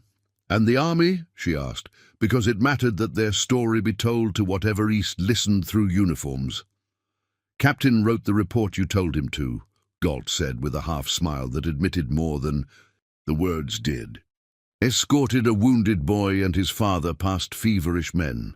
Left out the part about the woman who kept the temperature down." He cleared his throat. "There's talk of a hearing for Ephraim. Might be more than talk. The magistrate don't, like kerosene where it ain't prayed for." "Good," she said, and felt no triumph in it, only relief that the world sometimes did the next right thing without being dragged. He looked at her arm. "Hurt much?" "Enough to remind me of the day when I move it. Not enough to take the day from me." Galt nodded, rolling his hat brim through his fingers. "I was a coward yesterday," he said abruptly, "and a little less today. Tomorrow I'd like to try being more of a man than a badge." He looked at her shyly. "If you see me slipping, kick me." "I'll use my words," she said, and smiled. "They seem to have found purchase lately." He laughed, surprised at himself. "They did, like nails in a good board." He sobered. "Don't walk out alone if you can help it, not for a bit. Not because I think they'll come, because I think I'd like to be the sheriff who tells a woman to accept an escort and mean it kindly, not as a claim." "I'll walk with the preacher," she said. "He's lighter on his feet than I gave him credit for." Galt touched the brim of his hat and left, leaving behind him the odd sense of a page turned not by a historian, but by the people in the story. Night came as if nothing had happened on that dirt all day but chores. The stars were thick and impolite. The cottonwood owl said his piece twice and flew off with a dignity that made her think of Vicari. Tamsin left the door open to the cool and sat on the stoop with her boots off and her feet on the top step, like a girl in Ohio who had not yet met a man who would die, or a child who would not live, or a county who would ask too much of a woman, and then act amazed when she gave it. She slept at last, and woke to the weight of a gaze she recognized now as gentleness at her threshold before it knocked. She opened her eyes to dawn, and to Tekka, standing there, scarcely as tall as the doorknob, a blanket around his shoulders like a cape. Behind him, a figure sat a horse, a young woman with 2 braids and a bow across her back, laughing silently. At the boy's impatience, he grinned at Tamsin, teeth small as winter stars. "Tamsin," he said, careful and proud. Then he held up a hand and showed what he carried, a new jar, canvas-wrapped and tied with a strip of red cloth. He wobbled under the weight and then steadied, because pride is a good cane at any age. She went to him and held the jar in both hands without opening it, the way you hold a letter from someone you thought you'd never hear from again. The cloth smelled faintly of the summer powder. Beneath the wrapping, liquid light sloshed, peaches or something like them, put up by hands she would never see work. Vicari eased his horse closer. He had a new shirt and the torn hem of the old. One was neatly whip-stitched. Somebody who loved him had not wanted him to hand a piece of himself to a stranger and then walk around with a hole. He dismounted and stood at the bottom step and did not climb because he had learned the geography of her door and her pride and would not step on either. "Tekka," he said, shaping the syllables like a small drumbeat. The boy looked up. "Tell." He touched his own chest. "Vicari." He touched the boy's forehead, then Tamsin's, then the jar. "Carry." He made a circle in the air as if to draw the road they had taken and the road ahead. "Home." He tapped the boy's sternum, lightly, then touched 2 fingers to Tamsin's wrist above the bandage. "Home." Tekka nodded solemnly, then ruined the ceremony by bouncing. "Sweet," he said and patted the jar. For you. She knelt and touched his hair with a tenderness that surprised her with its steadiness. Thank you, she said. I will keep it for a day, when I remember this one too fiercely and need to make it gentle. The young woman with the braids called a word that sounded like sunlight on water.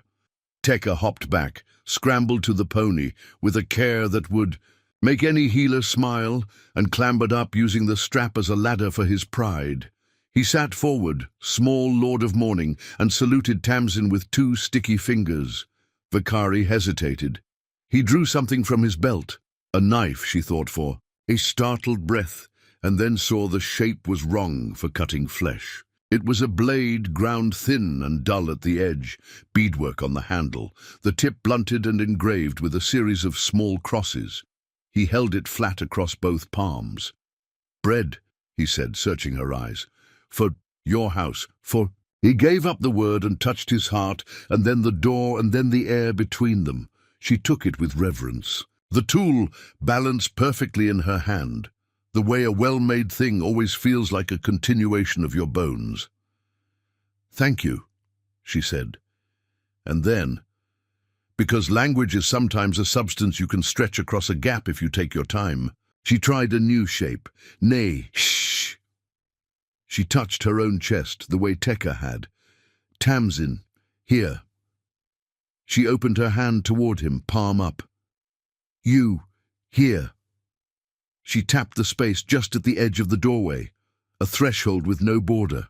At all, if 2 people agree. His face brightened, not the smile of triumph, but the relief of comprehension. He touched the doorframe lightly, then the edge of the bone charm hanging at Bellwether's post, then the dull bread blade in her hand. Here, he echoed, and the word hung between them like a rope bridge made strong not by its planks, but by how often feet crossed it without falling. He stepped back. He mounted. He looked at her, a long breath the length of a lifetime. And then he was a moving man again, ordinary and radiant, the way ordinary things become when you have almost lost them. They were gone in a minute, dust faint as eyelash powder, the hoofbeats already turning into myth by the tricks of distance and memory. Tamsin stood with the jar heavy in her hands and the bread blade on her knee, and the house full of silence that did not feel like loneliness anymore. It felt like space, space for breath, space for something to grow. She set the jar on the table and unwrapped it slow. The peaches inside were not like hers, cut thicker perhaps, or with a spice she didn't know. She decided not to learn the spice. Some sweetness should remain a secret you can taste and not name. The town did its part. In the days after, it sent boys with scrub brushes. It sent women with pie, which is gossip you can eat. It sent the magistrate with his squint and his clerk with his faster pen. And they took down Tamsin's account and the preacher's and Galt's report and the army captain's signature and even the drummer boy's lopsided testimony written in handwriting that would not improve because his hand would learn the drum better than the pen. Ephraim's friends became his acquaintances. Abel lost weight in jail and waited for the kind of forgiveness you get when folks are busy with their own troubles. The claim jumper out east paid Fisher for the mares he swore had been stolen and then sold his claim at a loss to a man who didn't mind living where stories stuck to you like burrs. In the evenings, Tamsin sat by the window and sharpened a bread blade and did not need it to be sharp to be useful. She baked loaves that rose like faith you don't brag on. She learned to cut a crust clean and then give the first slice to a child from town who came and brought his own news, like a nickel he wanted to trade for candy. The bone charm stayed by the door. Sometimes she wore it around her neck, under her dress, against her skin where nobody could see it, and it could whisper to her about strength that doesn't require witnesses. Sometimes, when the light slanted just so on the washstones, she would catch the memory of summer's sweet gold bibbed down a man's shirt, and that would be enough to make her laugh alone in her kitchen, and that would be enough to make her feel forgiven For all the ways a day can go wrong and still right itself. A month later, a young man in blue rode up with a letter scrawled by the captain's clerk. It said very little in too many words. It said a line had been kept against the sort of story that too often folds memory over itself like a knife. It said Tamsin Ellery was owed thanks the army could not officially tender, but offered in private anyway. It said Galt was recommended for something he would probably decline and then accept because he wanted the badge to mean something again. It said Ephraim would stand trial and that a telegram had gone down the wire with the words liable and arson and endangering public peace underlined so hard the clerk had torn the paper. She set the letter under the jar of peaches the boy had brought and smiled at the way the army's careful language looked good, with a child's gift sitting on it like a paperweight engraved with a truth hearts understand first. On a Sunday when the preacher read from the Beatitudes and substituted the word sensible for meek and dared God to argue, Tamsin felt the hair lift on her arms. The little warning that is also a welcome. She turned and saw a man at the back of the church, hat in hand, hair braided with nothing but the sky. He did not come forward. He leaned in the doorway and listened to a hymn he did not know. When it was over, he touched the brim of his hat to her, and she touched the bone charm at her throat to him, and that was church more than any words that morning. Seasons turned. The cottonwood leafed and shed and leafed again.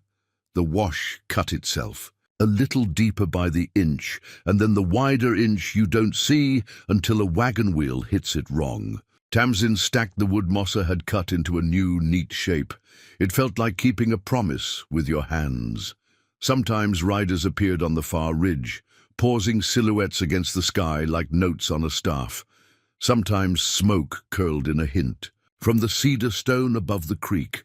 A sign sent only because sending it felt good, not because a message was needed. A boy on a pony sometimes loped the long arc of grass, where the ground is most forgiving, footlight in the stirrup, posture proud but not foolish. A jar-shaped absence tied to his belt where a gift had been, and a string with a bone charm knit. Close to the strap that held his father to him, he would lift his hand when he saw the woman by the porch. He would not ride down unless she lifted hers, because he was learning what every man should know by 12. A woman's porch is a country with its own laws. When she did lift it, he came and sat and ate bread with honey. He said Tamsin with a music that made the air inside her arrange itself into a home. One morning in winter, when the frost on the window was a lace finer than anything in town, Tamsin opened the door and found a wrapped bundle on the step. Inside, it was a small petticoat, sewn carelessly and beautifully out of a flour sack, and a ribbon torn from someone's only bright thing. She did not tell anyone in town why she cried when she folded it over her forearm, the way you fold a promise. She let them think she was lonely. She let herself know she wasn't. The spring after, the preacher married the schoolteacher and learned to smile with less effort. Galt started walking the road at dusk and tipped his hat to everyone equally. The drummer boy returned with whiskers and a snug uniform and stood outside the door of Carter's Mercantile with a paper that said he knew how to add and subtract and wanted work. The town worked on becoming the sort of place that could have deserved what it had been given on that morning by the wash. Not all of it took. Enough did. On a clean summer day at noon, Tamsin set bread to cool and peaches to steam and looked up to see two shadows at the cottonwood. One was Vicari, one was a woman older than his years, with hair long and grey and braided so fine it made her think of creeks in summer. They did not come to the porch. They stood under the tree and waited. Tamsin wiped her hands and walked, out carrying nothing but air. The woman spoke first in words Tamsin did not understand, but wanted to. Vicari listened, head tilted, then turned, not to interpret, but to lift the sense into the space. She say, "The ground keeps names," he said. He touched the tree's bark and then the porch step. She say, "Your name is here now, and our name's here." He touched his chest, then the air between them, then brought his palm to hover just over Tamsin's sternum. "She say we walk better now," Tamsin swallowed. "Tell her, I hear the ground when it speaks," she said, and then laughed at the boldness of claiming such a gift. "Tell her I am learning." He did. The older woman nodded, satisfied, and from her belt lifted a tiny bundle, this one of dried sage and something darker. She pressed it into Tamsin's hand and closed Tamsin's fingers around it. "Burn when you need road," Vakari translated softly. "When you need door." Tamsin held it like a key. They did not stay. They did not need. 2. They walked the wash without horses, feet choosing stones that would not tip. They left behind them a thin line of scent that would cling to the doorframe all day, and let Tamsin think her house had grown taller in the time it took to boil a kettle. Years later, when a stranger at the post road asked her if she wasn't the woman who took an Indian child into her house, Tamsin said, "I am the woman who took a child into my house, and his people took me into theirs." The stranger frowned in the way men do when you short their appetite for easy stories. She offered him bread. He ate. He left with something on his tongue he could not decide if he liked. That felt correct to her. On a certain autumn, when the cottonwood dropped gold like apologies nobody needed, a boy turned a lean 16 and rode down to her porch alone. He had a scar on his shoulder that had not ruined his strength. He had a laugh that had learned not to hide. He dismounted with the grace of a man who never met a saddle he didn't consider a suggestion. He pulled from his belt a strip of leather and a charm made of 2 bones crossed and bound tight, and handed it to her without ceremony. "For your door," he said in careful English. She hung it and watched it sway in the draught, and knew she had been given something like a surname. That night she opened the jar he had brought long ago, the one wrapped in red cloth. She ate the peaches out of it slowly with a small spoon, standing at the window and looking at the wash, and tasted all the sweetness that had been in that morning's fear, and all the fear that had been in that morning's sweetness, and felt, both bless her tongue. When she lay down, she dreamed of the cedar curl on the flat stone by the creek, and of a drawing in soot, wiped clean by a woman's sleeve, who had learned not to be afraid to make a new one when the old one shook. And if sometimes in the black hour before dawn she woke and thought she heard a small voice saying, "Mother," or "Home?" she would smile and slide a hand under her collar to touch the bone charm and say the 2 words back into the dark. Not to claim, to keep, because the ground keeps names. And this land, this hard, bright, punishing, forgiving land, had learned hers, the way she had learned the names of the wind, and of a man who bent a river, and of a boy who once tasted peaches in a war and laughed. 2 more great stories are next. Don't miss them. Subscribe and turn on notifications.